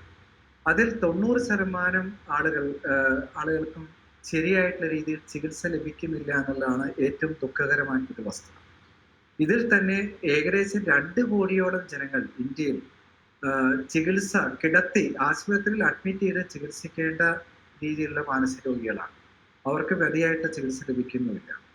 നമുക്ക് 999 മുതൽ 2013 വരെയുള്ള ഒരു കണക്ക് എടുക്കുകയാണെങ്കിൽ ഇവിടെ മാനസിക രോഗികളുടെ വർധന, പ്രത്യേകിച്ചും ഡിപ്രഷൻ, വിഷാദ രോഗം 1999 മുതൽ 2013 വരെ 67% നമ്മുടെ ഇന്ത്യയിൽ വർദ്ധിച്ചു എന്നുള്ളതാണ് പറയുന്നത്. ഇനി 2025 എത്തുമ്പോഴേക്കും ഈ വർധന ഏകദേശം 22.5% ഒന്നുകൂടി വർദ്ധിക്കും എന്നുള്ളതാണ് പറയുന്നത്. ഞാൻ ഈ പറയുന്ന കണക്ക് കോവിഡ് വരുന്നതിന് മുമ്പുള്ള കണക്കായിരുന്നു. പക്ഷെ കോവിഡിന് ശേഷം നമുക്ക് പറയാവുന്നത് ഈ 22.5% മാറിയിട്ട് ഏകദേശം 50% വർദ്ധിക്കും എന്നുള്ളതാണ്. അതായത് ഇന്ന് നമ്മൾ കോവിഡ് മൂലം ഒരു ഡിപ്രഷൻ വന്നിട്ടുള്ള ഒരു വ്യക്തി മിനിമം നമ്മുടെ OP-യിൽ കോവിഡ് മൂലം ഡിപ്രഷൻ വന്നോ, കോവിഡ് മൂലം സൈക്കോസിസ് വന്നോ, കോവിഡ് മൂലം ഉള്ള ഡിപ്രഷൻ വന്നിട്ടുള്ള ഒരു പേഷ്യന്റിലും കാണാത്തൊരു ദിവസം നമുക്ക് ഇല്ല എന്നുള്ളത് പറയാം. അപ്പൊ 2020 ഈ വർഷം 2020 നമ്മുടെ ലോകാരോഗ്യ സംഘടന പറയുന്നത് depression the new age killer.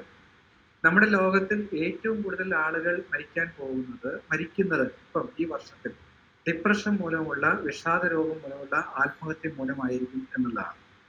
അപ്പൊ തീർച്ചയായിട്ടും ഈ വർഷത്തെ മാനസികാരോഗ്യ ദിനത്തിന് വളരെ ഒരു പ്രാധാന്യമുണ്ട്. കാരണം മറ്റ് ശാരീരിക രോഗങ്ങളെ എല്ലാം ക്യാൻസറോ അല്ലെങ്കിൽ ഹൃദ്രോഗം മൂലമോ അല്ല ലോകത്തെ ഏറ്റവും കൂടുതൽ ആളുകൾ മരിക്കുന്നത് വിഷാദ രോഗം മൂലം, depression the new age killer മൂലമാണ് മരിക്കുന്നത് എന്നതാണ്. ഇപ്പൊ കേരളത്തെ കുറിച്ച് പറയുമ്പോൾ നമ്മുടെ മാനസിക രോഗങ്ങളിലേക്ക് നയിക്കുന്ന മറ്റൊരു പ്രധാനപ്പെട്ട ഒരു സംഭവം ലഹരി പദാർത്ഥങ്ങളുടെ അമിതമായിട്ടുള്ള ഉപയോഗമാണ്. നമ്മുടെ എന്താണ് ഞാൻ പറയുന്നത്, ക്ലിയർ ആവുന്നില്ലേ? ഹലോ, ക്ലിയർ ആണ് സർ, ക്ലിയർ ആണ്. ആരോ ഇടയ്ക്ക് ഓൺ ആയത് തോന്നുന്നു. ആരോ ഫീഡ്ബാക്ക് തന്നു, സുരേഷ് സാർ എന്ന് വിളിച്ചു, അതുകൊണ്ട് ഞാൻ ചോദിച്ചാണ്. അപ്പൊ 2020 കൂടിയിട്ട് നമ്മുടെ കേരളത്തിന്റെ മാനസിക പ്രശ്നങ്ങൾ കേരളത്തിൽ വർദ്ധിക്കാനായിട്ടുള്ള ഏറ്റവും പ്രധാനപ്പെട്ട ഒരു കാരണം എന്താണ് നമുക്ക് ഒന്ന് നോക്കുകയാണെങ്കിൽ, ഞാൻ ഈ പറഞ്ഞ ഡിപ്രഷനും അതുപോലെ തന്നെ വിവിധ ആൻസൈറ്റി ഡിസോർഡേഴ്സിനെല്ലാം പ്രത്യക്ഷമായിട്ടോ പരോക്ഷമായിട്ടോ ഒരു പ്രധാനപ്പെട്ട ഒരു കാരണം നമ്മുടെ കേരളത്തിൽ ഇന്ന് വർദ്ധിച്ചു വരുന്ന ലഹരി പദാർത്ഥങ്ങളുടെ അമിതമായിട്ടുള്ള ഉപയോഗമാണ്. അതായത് സബ്സ്റ്റൻസ് യൂസ് ഡിസോർഡേഴ്സ് എന്ന് പറയാം. അതിൽ ഏറ്റവും പ്രധാനപ്പെട്ട ലഹരി നമുക്ക് എല്ലാവർക്കും അറിയാം, മദ്യാസക്തി, അമിത മദ്യാസക്തി രോഗമാണ്. ഇന്ന് കേരളത്തില് നമ്മൾ മദ്യം ഉപയോഗിച്ചാലും ഉപയോഗിച്ചില്ലെങ്കിലും സ്റ്റാറ്റിസ്റ്റിക്സ് പ്രകാരം കേരളത്തിൽ പ്രതിശീർഷ മദ്യ ഉപഭോഗം 8.3 ലിറ്ററാണ്. അത് വൃദ്ധനായാലും കൊച്ചുകുട്ടിയായാലും ചെറുപ്പക്കാരായാലും എല്ലാവരെയും കണക്കെടുത്താൽ നമ്മളെല്ലാവരും ഒരു വർഷത്തിൽ 8.3 ലിറ്റർ മദ്യങ്ങളും ഉപയോഗിക്കുന്നു എന്നാണ് പറയുന്നത്. തൊട്ട് പുറകിൽ നിൽക്കുന്ന സംസ്ഥാനം പഞ്ചാബാണ്. പഞ്ചാബായിരുന്നു ഏറ്റവും കൂടുതൽ മദ്യം ഉപയോഗിച്ചിരുന്ന സംസ്ഥാനം ഏകദേശം 5 വർഷം മുമ്പ്. ഇപ്പം പഞ്ചാബിൽ പ്രതിവർഷം മദ്യ ഉപഭോഗം 7.9 ലിറ്ററാണ്. ഇനി പറയുന്നത് എന്താണെന്ന് വെച്ചാല് കേരളത്തിൽ ഈ മദ്യ ഉപഭോഗത്തിന്റെ തോത് ഓരോ വർഷവും 12% മുതൽ 20% വരെ വർദ്ധിക്കുന്നു എന്നുള്ളതാണ്. മദ്യത്തിന്റെ കാര്യം നോക്കുകയാണെങ്കിൽ ഏകദേശം മധ്യവയസ്കരാണ് കൂടുതലായിട്ടും മദ്യം കഴിക്കുന്നത്. പക്ഷെ നമ്മുടെ ചെറുപ്പക്കാരിൽ ന്യൂ ജനറേഷൻ ഒക്കെ ആണെങ്കിൽ ഹൈസ്കൂൾ തലത്തിൽ തൊട്ട് കോളേജ് കൗമാര യുവാക്കളുടെ തലത്തിൽ ഒക്കെ ആണെങ്കിൽ അവരുടെ ന്യൂ ജനറേഷൻ ഡ്രഗ്സിലേക്ക് ആണ് അവരുടെ കൂടുതൽ പോക്ക്. അതായത് അവരെല്ലാം ഉപയോഗിക്കുന്ന കഞ്ചാവ്, LSD, MDMA, മെത്ത്, മീഥൈൽ ആംഫെറ്റമിൻ, ഏറ്റവും ലേറ്റസ്റ്റ് ആയിട്ട് വന്നിട്ടുള്ള ലഹരി അതാണ്. ഹാഷിഷ്, മാജിക് മഷ്റൂം, ഇതെല്ലാം. അപ്പൊ ഇതിന്റെ എല്ലാം ലഭ്യത കേരളത്തിൽ സമീപകാലത്ത് വളരെയധികം വർദ്ധിച്ചത് നമ്മുടെ ചെറുപ്പക്കാരിൽ ഇത്തരത്തിലുള്ള ലഹരി ഉപയോഗത്തിന് കൂടി വഴിതെളിയിച്ചു എന്നുള്ളതാണ് നമുക്ക് മനസ്സിലാവുന്നത്. അപ്പൊ മധ്യവയസ്കരിൽ മദ്യത്തിന്റെ ഉപയോഗം മൂലം ഒരു 45 വയസ്സ് കഴിയുമ്പോഴേക്കും പല വിധത്തിലെ ശാരീരിക രോഗങ്ങളാണ് വരുന്നത്. അതായത് സിറോസിസ്, പാൻക്രിയാറ്റൈറ്റിസ്, പിന്നെ അതുമൂലമുള്ള പോർട്ടൽ ഹൈപ്പർ ടെൻഷൻ, രക്തം ഛർദ്ദിച്ച് മരിക്കുക, ഇങ്ങനെയൊക്കെ വരുമ്പം ഈ ചെറുപ്പക്കാരിൽ ഇത്തരത്തിലുള്ള ലഹരി ഉപയോഗം മൂലം കാണപ്പെടുന്നത് അത് ഈ ലഹരി ഉപയോഗം ഏറ്റവും കൂടുതലായിട്ട് ബാധിക്കുന്നത് തലച്ചോറിനെയാണ്. തലച്ചോറിന്റെ പ്രവർത്തനത്തെ നേരിട്ട് ബാധിക്കുന്ന ലഹരി സാധനങ്ങളായതുകൊണ്ട് ഏറ്റവും കൂടുതൽ അവർക്ക് ആദ്യമേ തന്നെ വരുന്ന മെന്റൽ ഡിസോർഡേഴ്സ് ആണ്. ലഹരി ഉപയോഗം മൂലമുള്ള സൈക്കോസിസ് ആണ് അവർക്ക് വരുന്നത്. അപ്പൊ ചെറുപ്പക്കാർക്ക് ലഹരി ഉപയോഗം മൂലമുള്ള സൈക്കോസിസ് വരികയും അതുപോലെ തന്നെ മധ്യവയസ്കർക്ക് മദ്യപാനം മൂലമുള്ള ശാരീരിക രോഗങ്ങൾ വരികയും കുറച്ചു കഴിഞ്ഞാൽ ഒരു 45 വയസ്സിന് ശേഷം അത് പലവിധ ശാരീരിക രോഗങ്ങളിൽ നിന്നും മാനസിക രോഗങ്ങൾക്ക് വഴിമാറുകയും ചെയ്യുന്ന സ്ഥിതിവിശേഷമാണ് നമ്മൾ ഇന്ന് കേരളത്തിൽ കാണുന്നത്. ഇനി കേരളത്തിൽ ഇപ്പം സമീപകാലത്ത് നമ്മളിപ്പോ ഈ കോവിഡ് പശ്ചാത്തലത്തിൽ നമുക്കറിയാം എല്ലാ കുട്ടികളും പഠിക്കുന്ന എല്ലാം വിക്ടർ ചാനൽ ഉപയോഗിച്ച് ഓൺലൈൻ പഠനം എന്നോട് കൂടിയിട്ട് കേരളത്തിൽ സ്മാർട്ട് ഫോണിന്റെയും അതുപോലെ തന്നെ ലാപ്ടോപ്പിന്റെയും മറ്റ് സോഷ്യൽ മീഡിയയുടെയും ഒക്കെ ഉപയോഗം നമ്മുടെ കുട്ടികളുടെ ഇടയിലും കൗമാര പ്രായക്കാരുടെ ഇടയിലും വളരെയധികം കൂടിയിരിക്കുകയാണ്.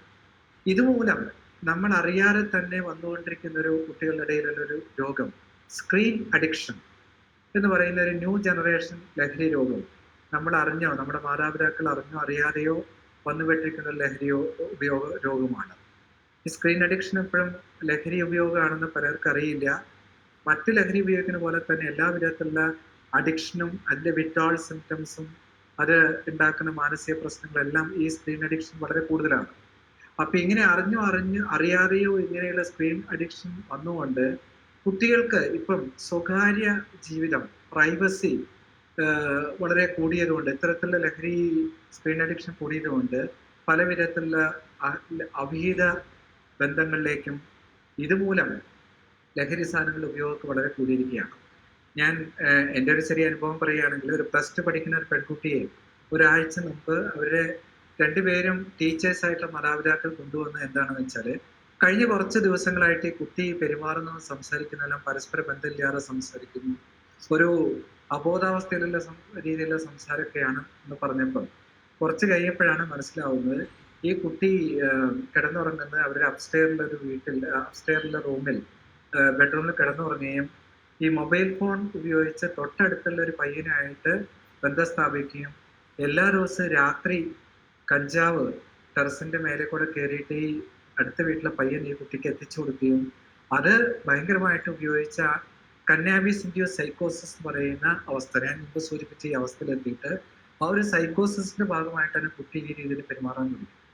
അപ്പം ലഹരി ഉപയോഗത്തിലേക്കും ഒളിച്ചോടലിലേക്കും ആത്മഹത്യയിലേക്കും എല്ലാം വഴിതെളിയിക്കുന്ന ഒരു സ്ക്രീൻ അഡിക്ഷൻ എന്നുള്ളൊരു ന്യൂ ജനറേഷൻ ലഹരി രോഗം കൂടി നമ്മുടെ കുട്ടികളിൽ എത്തിപ്പെട്ടിട്ടുണ്ട്. അപ്പൊ ഈ സന്ദർഭത്തിൽ നമുക്ക് ഒന്നുകൂടി പറയേണ്ട ഒരു മറ്റൊരു കാര്യം, നമുക്ക് നമ്മുടെ ആരോഗ്യ പ്രവർത്തകരുടെ ഒരു അഭാവം അല്ലെങ്കിൽ ദൗർലഭ്യത്തെ കുറിച്ച് കൂടി നമ്മുടെ ഈ മാനസികാരോഗ്യ ദിനത്തിൽ ചർച്ച ചെയ്യേണ്ടിയിരിക്കും. നിങ്ങൾ എല്ലാവരും പത്രത്തിൽ വായിച്ചു, ട്രിവാൻഡ്രം മെഡിക്കൽ കോളേജിൽ കോവിഡ് സെന്ററിൽ 2-3 വ്യക്തികൾ ആത്മഹത്യ ചെയ്തു. അതുപോലെ തന്നെ ലോക്ക്ഡൌൺ പീരീഡ് സമയത്ത് അവിടെ ട്രിവാൻഡ്രം മെഡിക്കൽ കോളേജിൽ ആൽക്കഹോൾ നിർത്തിയപ്പോൾ ഒരു വ്യക്തി ആത്മഹത്യ ചെയ്തു, 2 വ്യക്തി ആത്മഹത്യ ചെയ്തു, ഒരാൾ പുറത്തു പോയിട്ട് ആത്മഹത്യ ചെയ്യുകയുണ്ടായി. അപ്പൊ ഇതിന് പലപ്പോഴും കുറ്റാരോപിതരാകുന്ന ആരോഗ്യ പ്രവർത്തകരാണ്. പക്ഷേ നിങ്ങൾ ആരെങ്കിലും ആലോചിച്ചിട്ടുണ്ടോ? ഇപ്പൊ മെന്റൽ ഹോസ്പിറ്റൽ, കോഴിക്കോട് മെന്റൽ ഹോസ്പിറ്റലിൽ നിന്ന് അവിടുത്തെ ഹോസ്പിറ്റലിനുള്ളിൽ നിന്നും 4 രോഗികൾ ഒരുമിച്ച് ചാടിപ്പോയി. ഇതെല്ലാം നമ്മൾ വാർത്തകളായിട്ട് വായിക്കുന്നതാണ്. പലപ്പോഴും പിറ്റേ ദിവസം കാണാം ആ ആരോഗ്യ പ്രവർത്തകരെ സസ്പെൻഡ് ചെയ്തു, അവരെ ഡിസ്മിസ് ചെയ്തു എന്നൊക്കെ എല്ലാം കാണും. പക്ഷേ ശരിക്കും ഇവർ തന്നെയാണോ കുറ്റക്കാർ? നമ്മൾ ആലോചിക്കേണ്ടത്, നമ്മുടെ ഈ ആശുപത്രിയിലെല്ലാം എത്ര കണ്ട് ഡോക്ടേഴ്സ് ഉണ്ട്, എത്ര കണ്ട് മാനസിക ആരോഗ്യ മേഖലയിൽ പ്രവർത്തിക്കുന്ന സൈക്കാട്രിസ്റ്റുകളുണ്ട്, ഇവരെ നോക്കാനായിട്ട് എത്ര അറ്റൻഡേഴ്സ് ഉണ്ട്, ഇവരെ നോക്കാനായിട്ട് എത്ര അവിടുത്തെ സെക്യൂരിറ്റി ജീവനക്കാരുണ്ട്, ഇവരെല്ലാം നോക്കാൻ എത്ര നേഴ്സുമാർ, ഇവരെല്ലാം നോക്കാനുള്ള സൈക്കാട്രിക് സോഷ്യൽ വർക്കേഴ്സും. ഇതൊന്നും പലപ്പോഴും നമ്മൾ ഈ പോളിസി മേക്കേഴ്സോ അവരൊന്നും ഇതിനെ കണ്ട് വേണ്ടത്ര എനിക്ക് തോന്നുന്നത് അത്ര ശ്രദ്ധ ചെലുത്തുന്നില്ല. ഒരു പ്രശ്നം വരുമ്പം ആ പ്രശ്നത്തിന് കാരണക്കാരായിട്ട് കുറച്ചുപേരെ സസ്പെൻഡ് ചെയ്തുകൊണ്ട് മാത്രം ഈ പ്രശ്നങ്ങൾ അവസാനിക്കുന്നുണ്ടോ? മാനസികാരോഗ്യ മേഖലയിൽ അവർ മാനസികാരോഗ്യ മേഖലയിലേക്ക് വേണ്ട അത്ര ബഡ്ജറ്റ് വിഹിതം കൊടുക്കുന്നുണ്ടോ? ചുരുക്കി പറഞ്ഞാൽ നമ്മുടെ ബഡ്ജറ്റ് വിഹിതം നോക്കുകയാണെങ്കിൽ നമ്മുടെ മൊത്തം ബഡ്ജറ്റിന്റെ കേവലം 1.16% മാത്രമാണ് മാനസികാരോഗ്യ മേഖലയ്ക്ക് വേണ്ടിയിട്ട് നീക്കി വെക്കുന്നത്. ഈ കേവലം ഈ 1.16% കൊണ്ട് നമുക്ക് ഇത്രയധികം ജീവനക്കാരെ ശമ്പളം കൊടുക്കാൻ സാധിക്കുമോ? ഇത്രയധികം ജീവനക്കാരെ അപ്പോയിന്റ് ചെയ്യാൻ സാധിക്കുന്നുണ്ടോ? ഇതെല്ലാം നമ്മൾ ചിന്തിക്കേണ്ട ഒരു വിഷയമാണ്. അപ്പൊ ഇവിടെ മാനസിക ആരോഗ്യ മേഖലയിൽ പ്രവർത്തിക്കുന്ന പ്രവർത്തകർ ഇപ്പോൾ ഓവർ ബർഡൻഡ് ആണ്. അവർക്ക് അവരുടെ കഴിവിനേക്കാൾ കൂടുതൽ, അവർക്ക് ചെയ്യാൻ പറ്റുന്നതിൽ കൂടുതൽ അവർ ജോലി ചെയ്തുകൊണ്ടിരിക്കുകയാണ്. അപ്പൊ ഈ വിഷയത്തിൽ ഒന്നും കൂടി ഊന്നൽ കൊടുക്കാനായിട്ട് നമ്മുടെ മാധ്യമ പ്രവർത്തകർ ഒന്നുകൂടി ശ്രദ്ധിക്കുകയാണെങ്കിൽ, എനിക്ക് തോന്നുന്ന ഒരു സർവേ നടത്തുകയാണെങ്കിൽ ഒന്നുകൂടി നന്നായിരുന്നു. തീർച്ചയായിട്ടും പോളിസി മേക്കേഴ്സിന്റെ ഒരു കണ്ണ് തുറപ്പിക്കാനായിട്ട് ഇത്തരത്തിലൊരു സർവേ മാനസിക ആരോഗ്യ മേഖലയിൽ നടത്തുകയാണെങ്കിൽ, മാധ്യമ പ്രവർത്തിക്കുകയാണെങ്കിൽ ഒന്നുകൂടി നന്നായിരിക്കും എന്ന് എനിക്ക് ഒരു പ്രതീക്ഷ എനിക്ക് തോന്നുന്നു. പിന്നെ ഇന്ത്യയില് ഞാൻ മുമ്പ് സൂചിപ്പിച്ചല്ലോ, 70% പേര് പലതരത്തിലുള്ള മാനസിക പ്രശ്നങ്ങൾ അനുഭവിച്ചുകൊണ്ടിരിക്കുന്ന ആളുകളാണ്. ചുരുക്കി പറഞ്ഞാൽ അതിന്റെ കണക്ക് നോക്കുകയാണെങ്കിൽ 8 കോടി ജനങ്ങൾ മാനസിക പ്രശ്നങ്ങളാൽ ബുദ്ധിമുട്ടുന്ന ആളുകളാണ്. അപ്പൊ നമ്മുടെ ഒരു ദേശീയ ഒരു മാനസിക ആരോഗ്യ program, national mental health program 1982 പ്രാബല്യത്തിൽ വരികയുണ്ടായി. അതിന്റെ ഭാഗമായിട്ട് ഇപ്പം പല ജില്ലകളിലും ഡിസ്ട്രിക്ട് മെന്റൽ ഹെൽത്ത് പ്രോഗ്രാം ഒക്കെ നടക്കുന്നുണ്ട്. പക്ഷേ എന്നിരുന്നാലും ഇതെല്ലാം എല്ലാ ജില്ലകളിലും ശരിയായിട്ട് നടക്കുന്നുണ്ടോ? അതിന്റെ സക്സസ് റേറ്റ് എത്രയാണ്? അതിന്റെ റിവാലുവേഷൻ ശരിക്കും നമുക്ക് ഇപ്പോഴും നടക്കുന്നില്ല. അപ്പൊ അത്തരത്തിലുള്ളൊരു നാഷണൽ മെന്റൽ ഹെൽത്ത് പ്രോഗ്രാം നടന്നു കഴിഞ്ഞാൽ അതിന്റെ റിവാലുവേഷനായിട്ട് അതിന്റെ പ്രധാനപ്പെട്ട ആളുകൾ കൂടുകയും ആലോചിക്കുകയും എന്തൊക്കെയാണ് അതിന്റെ പോരായ്മകൾ വിലയിരുത്തുകയും അതിനുവേണ്ട മാർഗങ്ങൾ കണ്ടെത്തുകയും പോരായ്മയെ തിരുത്തുകയൊക്കെ ചെയ്യാനുള്ളൊരു ഇവാലുവേഷൻ പ്രോഗ്രാംസ് ഒക്കെ നടക്കുകയാണ് കുറച്ചുകൂടി നന്നായിരുന്നു. അപ്പൊ ആ മേഖലയിലും നമ്മുടെ മാധ്യമപ്രവർത്തകർ ഇതിനെക്കുറിച്ച് നമ്മുടെ സ്റ്റേറ്റ് മെന്റൽ ഹെൽത്ത് അതോറിറ്റിയായിട്ട് ചർച്ച ചെയ്യും. അങ്ങനെ ഒരു പോളിസി ഇംപ്ലിമെന്റ് ചെയ്തിട്ട് അതിന്റെ ഫലങ്ങൾ എന്തൊക്കെയാണെന്നൊക്കെ ചർച്ച ചെയ്യുകയാണെങ്കിൽ തീർച്ചയായിട്ടും നന്നായിരുന്നു. ആ മേഖലയിൽ കൂടി അവര് ഒരു ഊന്നൽ കൊടുക്കേണ്ടത് നന്നായിരിക്കും. പിന്നെ ഞാൻ സൂചിപ്പിച്ചു, മെന്റൽ ഹെൽത്ത് ഡേ എന്നുള്ളൊരു അവയർനെസ് പ്രോഗ്രാമാണ്. ജനങ്ങൾക്കുള്ള അജ്ഞതയും അന്ധവിശ്വാസവും ഒക്കെ മാറ്റിയെടുക്കുക എന്നുള്ളതാണ് നമുക്കിതിന്റെ ഉദ്ദേശം. ഏർവാടി സംഭവം 1900 എനിക്ക് തോന്നുന്നത് 1907 തമിഴ്നാട്ടിലെ ഏർവാടിയിൽ ചങ്ങലയ്ക്ക് കിടന്ന പാവപ്പെട്ട മനോരോഗികൾ വെന്തു മരിക്കുന്ന സംഭവം ഉണ്ടായിരുന്നു. അതിനുശേഷമൊക്കെ കുറെ മാറ്റങ്ങൾ വന്നു. എന്നിരുന്നാലും ഇന്നും കേരളമടക്കം പല സംസ്ഥാനങ്ങളിലും യാതൊരുവിധ ശാസ്ത്രീയമായിട്ടുള്ള ചികിത്സയുമില്ലാതെ, ഒരു സൈക്കാട്രിസ്റ്റിന്റെയോ അവരുടെ ഒന്നും മേൽനോട്ടമില്ലാതെ പല സ്വകാര്യ വ്യക്തികളും മറ്റു പല സ്ഥാപനങ്ങളും സ്വന്തം സ്വാർത്ഥ താല്പര്യത്തിന് വേണ്ടിയിട്ട് ഇന്നും മാനസിക രോഗികളെ ഒരു സൗകര്യങ്ങളില്ലാത്ത സ്ഥലങ്ങളിൽ അടച്ച് കൂട്ടി അശാസ്ത്രീയമായിട്ട് ചികിത്സ കൊടുക്കുന്നത് ഇന്നും കേരളം പോലുള്ള നാടിൽ നമ്മൾ സാക്ഷരതയിൽ മുന്നിൽ നിൽക്കുന്ന കേരളം പോലുള്ള നാടുകൾ നടന്നുകൊണ്ടിരിക്കുന്നു എന്നുള്ളത് തികച്ചും നമുക്കൊരു അപഹാസ്യമായിട്ടുള്ള കാര്യമാണ്, നമുക്ക് തന്നെ മോശപ്പെട്ട കാര്യമാണ്. നമ്മളൊരു സർവേ നോക്കുകയാണെങ്കിൽ 78% ജയ്പൂരിൽ നടന്ന ഒരു സർവേയാണ്, കേരളത്തിലെ കാര്യമല്ല. അന്ധവിശ്വാസത്തെക്കുറിച്ച് ഞാൻ പറയുകയാണ് 78% മനോരോഗികളും ഇപ്പോഴും ആദ്യം ഒരു സൈക്കാട്രിസ്റ്റിനെയോ അല്ലെങ്കിൽ കേവലം ഒരു MBBS ഡോക്ടറെ സമീപിക്കാതെ ഇപ്പോഴും ആദ്യമായിട്ട് സമീപിക്കുന്ന ഈ അന്ധവിശ്വാസം മുതലെടുക്കാനായിട്ട് മന്ത്രവാദികളെയാണ് സമീപിക്കുക എന്നുള്ളത് ഇപ്പോഴും വളരെ ഖേദകരമായിട്ടൊരു കാര്യമാണ്. അവർ ഇത്തരത്തിലെ രോഗികളെ പൊള്ളിക്കുന്നു, നാണയമൊക്കെ വെച്ച് പൊള്ളിക്കുക, അടിക്കുക, ചാട്ടവാറടി, പല വിധത്തിലും മരുന്നുകൾ കുടിപ്പിക്കുക, അതുപോലെ അവർക്ക് ഡയേറിയ, വയറിളകുന്ന മരുന്നുകൾ കൊടുക്കുക, ഇതൊക്കെയാണ് അവരുടെ ചികിത്സാ രീതി. വളരെ പ്രാകൃതമായിട്ടുള്ള ചികിത്സാ രീതിയാണ്.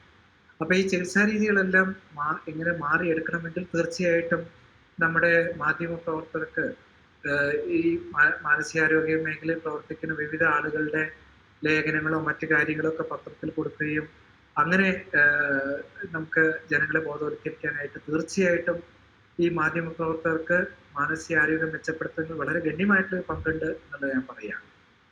പിന്നെ നമുക്ക് വേണ്ട ഇന്നത്തെ ഈ കോവിഡ് പശ്ചാത്തലത്തിൽ നമ്മൾ സംസാരിക്കുമ്പോൾ കോവിഡ് മൂലം മാനസിക രോഗങ്ങൾ ഗണ്യമായിട്ട് കൂടിക്കൊണ്ടിരിക്കുകയാണെന്ന് ഞാൻ പറഞ്ഞു. അപ്പോൾ തീർച്ചയായിട്ടും നമുക്ക് ഒരു കോവിഡ് കേന്ദ്രീകരിച്ചിട്ടുള്ള ഒരു മാനസികാരോഗ്യ നയം നമുക്ക് തീർച്ചയായിട്ടും നമുക്ക് വേണം. കാരണം കോവിഡ് മൂലം പല മാനസിക രോഗങ്ങളൊക്കെ കൂടിക്കൊണ്ടിരിക്കുകയാണ്. എങ്ങനെ ഇത് ഇനിയും കൂടാനാണ് സാധ്യത? കാരണം പല ജനങ്ങൾക്കും ജോലി നഷ്ടപ്പെട്ടു, ഉള്ള ജോലിക്കനുസരിച്ച് ശരിയായിട്ടുള്ള ശമ്പളം കിട്ടുന്നില്ല. മാനസിക രോഗികൾക്ക് തന്നെ ഇപ്പം നമ്മുടെ public transport system almost break down, ആളുകൾക്ക് പുറത്തു പോകാനോ സഞ്ചരിക്കാനോ പറ്റാത്തൊരവസ്ഥ വന്നിരിക്കുകയാണ്. ഉൾപ്രദേശങ്ങളിൽ നിന്നും കേവലം നമ്മുടെ പൊതുഗതാഗതത്തെ മാത്രം ആശ്രയിച്ചുകൊണ്ടിരിക്കുന്ന പല ആളുകൾക്കും ഡോക്ടറെ കാണാനോ നഗരത്തിൽ വന്ന് മരുന്ന് വാങ്ങിക്കാനോ പറ്റാത്തൊരു അവസ്ഥയിൽ പലരും മരുന്ന് നിർത്തിയിരിക്കുകയാണ്. അസുഖം കൂടിക്കൊണ്ടിരിക്കുകയാണ്. മരുന്ന് നിർത്തി ആത്മഹത്യകൾ കൂടിക്കൊണ്ടിരിക്കുന്നു. ഈ ഒരു അവസ്ഥയിൽ മരുന്ന് എങ്ങനെ ഉൾപ്രദേശങ്ങളിലെ ആളുകൾക്ക് എത്തിച്ചു കൊടുക്കാം, അവരുടെ മാനസികാരോഗ്യം എങ്ങനെ മെച്ചപ്പെടുത്താം, ജോലിയില്ലെങ്കിൽ ശമ്പളം കുറഞ്ഞു കഴിഞ്ഞാൽ എങ്ങനെ അവരുടെ ആ മാനസിക പ്രയാസങ്ങളും അവർക്കുണ്ടാകുന്ന മാനസിക സംഘർഷങ്ങൾ എങ്ങനെ ലഘൂകരിക്കാനുള്ള പരിപാടികൾ കണ്ടെത്താം. അതിനെല്ലാം വേണ്ടിയിട്ട് ഈ ഒരു കാലഘട്ടത്തിൽ അതിൻ്റെതായിട്ടുള്ള തനതായിട്ടുള്ള ഒരു മാനസികാരോഗ്യ നയം, കോവിഡ് റിലേറ്റഡ് ആയിട്ടുള്ള മാനസികാരോഗ്യ നയം നമുക്ക് വേണ്ടി വരും. അതിനുള്ള ശക്തമായിട്ടുള്ള സമ്മർദ്ദവും നമ്മുടെ മാധ്യമ പ്രവർത്തകർ ചെലുത്തണം എന്ന് ഞാൻ പറയുകയാണ്. ഞാനിങ്ങനെ കുറേ കാര്യങ്ങൾ മാധ്യമ പ്രവർത്തകർ ചെയ്യണം എന്ന് പറയുമ്പോൾ മാധ്യമ പ്രവർത്തകർ തോന്നും ഇനി ഞങ്ങളെന്താ ഇപ്പൊ ഒന്നും ചെയ്തുകൊണ്ടിരിക്കുന്നില്ല, ഇതാ കൃഷ്ണകുമാറിന്റെ ഒക്കെ ദേഷ്യം വരുന്നുണ്ട് തോന്നുന്നു. ഞാൻ നിങ്ങളെ ഒരിക്കലും കുറ്റപ്പെടുത്തുകയല്ല. ഈ ഒരു കാലഘട്ടത്തിൽ മാധ്യമ പ്രവർത്തകരും പലവിധത്തിലും മാനസിക സംഘർഷം അനുഭവിച്ചുകൊണ്ടിരിക്കുകയാണെന്നുള്ളത് നമ്മൾ വളരെ അടിവരയിട്ട് പറയേണ്ട ഒരു കാര്യമാണ്. അതിൽ പ്രധാനപ്പെട്ട നമ്മളിപ്പോൾ സൂയിസൈഡ് പ്രിവെൻഷന് നമ്മുടെ ഒരു പ്രധാനപ്പെട്ട വിഷയം ആത്മഹത്യാ പ്രതിരോധം എന്ന് പറയുമ്പം ആത്മഹത്യാ പ്രതിരോധത്തിൽ ലോകാരോഗ്യ സംഘടന തന്നെ പറയുന്നത് നമ്മുടെ ലോകത്തിലുള്ള മൊത്തം ആത്മഹത്യകൾ നോക്കുകയാണെങ്കിൽ ഒരു 30% ആത്മഹത്യകളും തടയാനായിട്ട് മാധ്യമ പ്രവർത്തകരാണ് അവർക്കാണ് സാധിക്കുക എന്നുള്ളതാണ് പറയുന്നത്. കാരണം മാധ്യമപ്രവർത്തകർക്ക് വേണ്ട ഒരു റിപ്പോർട്ടിംഗ് ഒരു പോളിസി നമ്മുടെ ലോകാരോഗ്യ സംഘടന കൊടുത്തിട്ടുണ്ട്. എങ്ങനെ ആത്മഹത്യകൾ തടയാനായിട്ട് അതിനെ സെൻസേഷണൽ അല്ലാതെ വെറും ന്യൂട്രലായിട്ട് ഒരു അസാധാരണമായിട്ടൊരു വ്യക്തി മരണപ്പെട്ടു എന്നുള്ള രീതിയിൽ യാതൊരുവിധ നമുക്ക് അതിനെ സെൻസേഷനലൈസിങ് ചെയ്യാതെ മരണകോളത്തിൽ മാത്രം കൊടുത്ത് അതിന് ചിത്രസഹിതം കൊടുക്കാതെ ആത്മഹത്യക്ക് പ്രേരിപ്പിച്ച കാരണങ്ങളൊന്നും കൊടുക്കാതെ സാധാരണ റിപ്പോർട്ടിംഗ് മാത്രമായിട്ട് കൊടുക്കുക എന്നുള്ള അങ്ങനെ ഒരു പോളിസി WHO പറഞ്ഞിട്ടുണ്ട്. അതുപോലെ നമുക്ക് കോവിഡിലും ഒരു കോവിഡ് റിലേറ്റഡ് ആയിട്ടുള്ള സമീപകാലത്ത് നമ്മുടെ WHO അതിനെ പറ്റി ചർച്ച ചെയ്തിട്ടുണ്ട്. നമുക്ക് കോവിഡിലും പറയുന്നത് 2 തരത്തിൽ റിപ്പോർട്ട് ചെയ്യാം എന്നുള്ളത്, പോസിറ്റീവ് റിപ്പോർട്ടിങ്, നെഗറ്റീവ് റിപ്പോർട്ടിങ്. ഉദാഹരണത്തിന് നമുക്ക് കോവിഡിന് ചികിത്സയില്ല എന്നുള്ളൊരു ന്യൂസ് നമുക്ക് പത്രത്തിൽ വലിയൊരു ന്യൂസ് കൊടുത്തു കഴിഞ്ഞാൽ പലർക്കും ഈ കോവിഡിനെ പറ്റിയിട്ട് പേടിച്ച് അരണ്ട്, അയ്യോ ഇനിയിപ്പോൾ എനിക്ക് കോവിഡ് വന്നാൽ ഞാൻ ഐസിയുലായി പോകുമോ, എൻ്റെ ശ്വാസം മുട്ടി മരിച്ചു പോകുമോ, ഇനി ഞാൻ മരിച്ചാൽ തന്നെ എൻ്റെ ബന്ധുക്കൾക്ക് എനിക്ക് പങ്കെടുക്കാൻ സാധിക്കുമോ, വെറും പാക്കറ്റിലാക്കിയിട്ട് വലിയൊരു മറ്റേ കുഴിയിലിട്ട് എന്നെ ആരും കാണാതെ എന്നെ ശവം അടക്കം ചെയ്ത് കളയുമോ എന്നൊക്കെ പേടിച്ച് ധാരാളം ആളുകളൊക്കെ നീങ്ങുന്ന ആളുകളുണ്ട്. അപ്പൊ ഇതിലിപ്പോ ഒരു പോസിറ്റീവ് റിപ്പോർട്ടിംഗ് എന്ന് പറയുമ്പോൾ നമുക്ക് ഇപ്പൊ നെഗറ്റീവ് റിപ്പോർട്ടിംഗ് എന്ന് പറയാം. കോവിഡിന് ചികിത്സയില്ല എന്ന് പറയുന്നത് നെഗറ്റീവ് റിപ്പോർട്ടിംഗ് ആണ്. പക്ഷെ പോസിറ്റീവ് റിപ്പോർട്ടിംഗ് നമുക്ക് വേണമെങ്കിൽ കൊടുക്കാം. കോവിഡ് ചികിത്സയ്ക്കുള്ള ഗവേഷണങ്ങൾ നടന്നുകൊണ്ടിരിക്കുന്നു. അപ്പൊ ഇത് വായിക്കുമ്പോൾ നമുക്ക് സമാധാനം ഉണ്ടാവും. പലരും ഇപ്പൊ പറയുന്നത് ഇനി 2021 ആകുമ്പോഴേക്കും വാക്സിൻ വരുമല്ലോ, അപ്പൊ ഞാനൊക്കെ രക്ഷപ്പെടുമല്ലോ.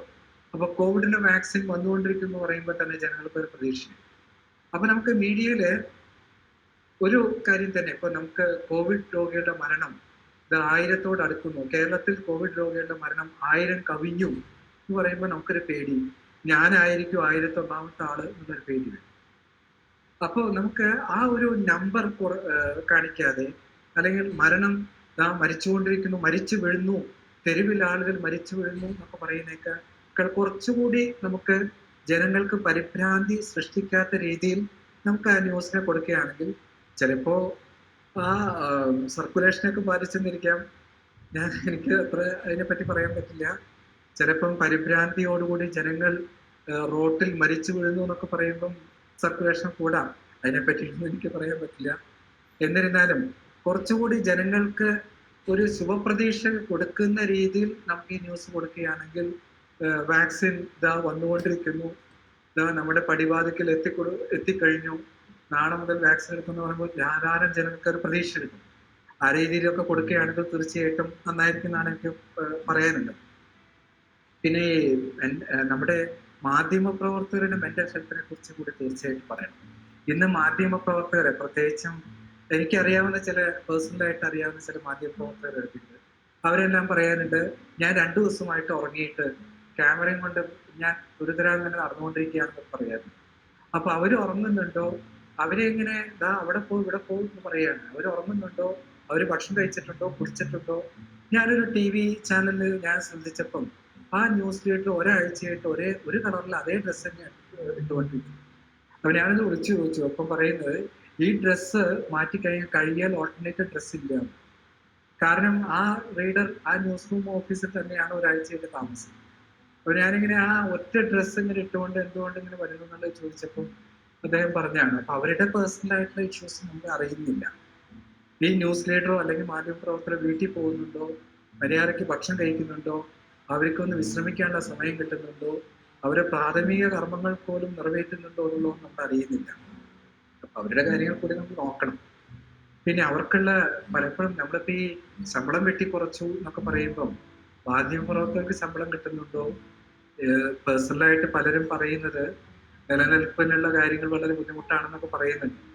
അപ്പോൾ ഞാൻ പല മാധ്യമപ്രവർത്തകർക്കും പല ശമ്പളം വെട്ടിക്കുറച്ചിട്ടുണ്ടോ, ഉള്ള ശമ്പളം തന്നെ കിട്ടുന്നുണ്ടോ, പത്രത്തിന്റെ സർക്കുലേഷൻ കുറഞ്ഞിട്ടുണ്ടോ, ഇതെല്ലാം വളരെ വിഷയമാണ്. ഇപ്പൊ ഞാൻ ഈ പറയുമ്പം കുറച്ച് കാലങ്ങളായിട്ട് ഈ മാധ്യമ പ്രവർത്തകർക്ക് കാര്യം പറയുമ്പം ന്യൂസ് പേപ്പർ പലരും സബ്സ്ക്രൈബ് ചെയ്ത് നിർത്തിപ്പോയി. പറയുന്നത് എന്താണെന്ന് വെച്ചാല് ഈ പത്രത്തിൽ കൂടെ കോവിഡ് വരും എന്നുള്ളൊരു ധാരണ പലർക്കും ഉണ്ട്. അതുകൊണ്ട് തന്നെ പലരും ഞാൻ ഈ പത്രം വരുത്തുന്നില്ല, കാരണം പത്രം തൊട്ടാൽ ഈ പത്രത്തിലൊക്കെ ഒരു 3 ദിവസം കോവിഡ് ഇരിക്കും, അതുകൊണ്ട് ഞാൻ ഈ പത്രമേ തൊടില്ല എന്നുള്ള രീതി. അപ്പൊ ഇങ്ങനെ വരുമ്പോ എങ്ങനെ ജീവിക്കും? മാധ്യമപ്രവർത്തകർക്ക് ജീവിക്കുന്ന വെച്ചെങ്കിൽ പത്രത്തിന് സർക്കുലേഷൻ കിട്ടണ്ടേ, പത്രം നമ്മൾ വരുത്തണ്ടേ, വായിക്കണ്ടേ? തീർച്ചയായിട്ടും വളരെ തെറ്റായിട്ടുള്ള ചില പ്രചാരണങ്ങൾ നടന്നുകൊണ്ടിരിക്കുന്നുണ്ട്. അപ്പൊ ഇങ്ങനെയുള്ള തെറ്റായിട്ടുള്ള പ്രചാരണവും മാധ്യമപ്രവർത്തകരുടെ ജീവിതത്തെ ഇപ്പൊ ബാധിക്കും. അതുകൊണ്ട് നമ്മൾ ഈ കോവിഡും അതിനെ പറ്റിയിട്ട് അതുമൂലം ഉണ്ടാകുന്ന മാനസിക പ്രശ്നങ്ങളെ കുറിച്ചും ഒക്കെ പറയുമ്പം മാധ്യമപ്രവർത്തകരുടെ മാനസിക പ്രശ്നങ്ങളെ കുറിച്ചും കൂടി ഒരു ശില്പശാല റോഷൻ റോഷൻ നടത്തുകയാണ്. തീർച്ചയായിട്ടും വളരെയധികം അവരുടെ കാര്യങ്ങളെ കുറിച്ച് പറയാനുണ്ട്, അവർക്കും പറയാനുണ്ടാവും. അവർക്ക് പറയാനുള്ള വേദി കൂടി കൊടുക്കണം. തീർച്ചയായിട്ടും അവരുടെ കാര്യങ്ങൾ കേൾക്കാനായിട്ട് സർക്കാർ മേഖലയിൽ നിന്നുള്ള ഒരു പോളിസി മേക്കേഴ്സിനൊക്കെ ഉൾപ്പെടുത്തിക്കൊണ്ട് ഇത്തരത്തിലൊരു പരിപാടി അവതരിപ്പിക്കുകയാണെങ്കിൽ നടത്തുകയാണെങ്കിൽ തീർച്ചയായിട്ടും നന്നായിരിക്കും എന്ന് പറഞ്ഞുകൊണ്ട് ഞാൻ അധികം നിങ്ങളെ ഇനി ബുദ്ധിമുട്ടിക്കുന്നില്ല.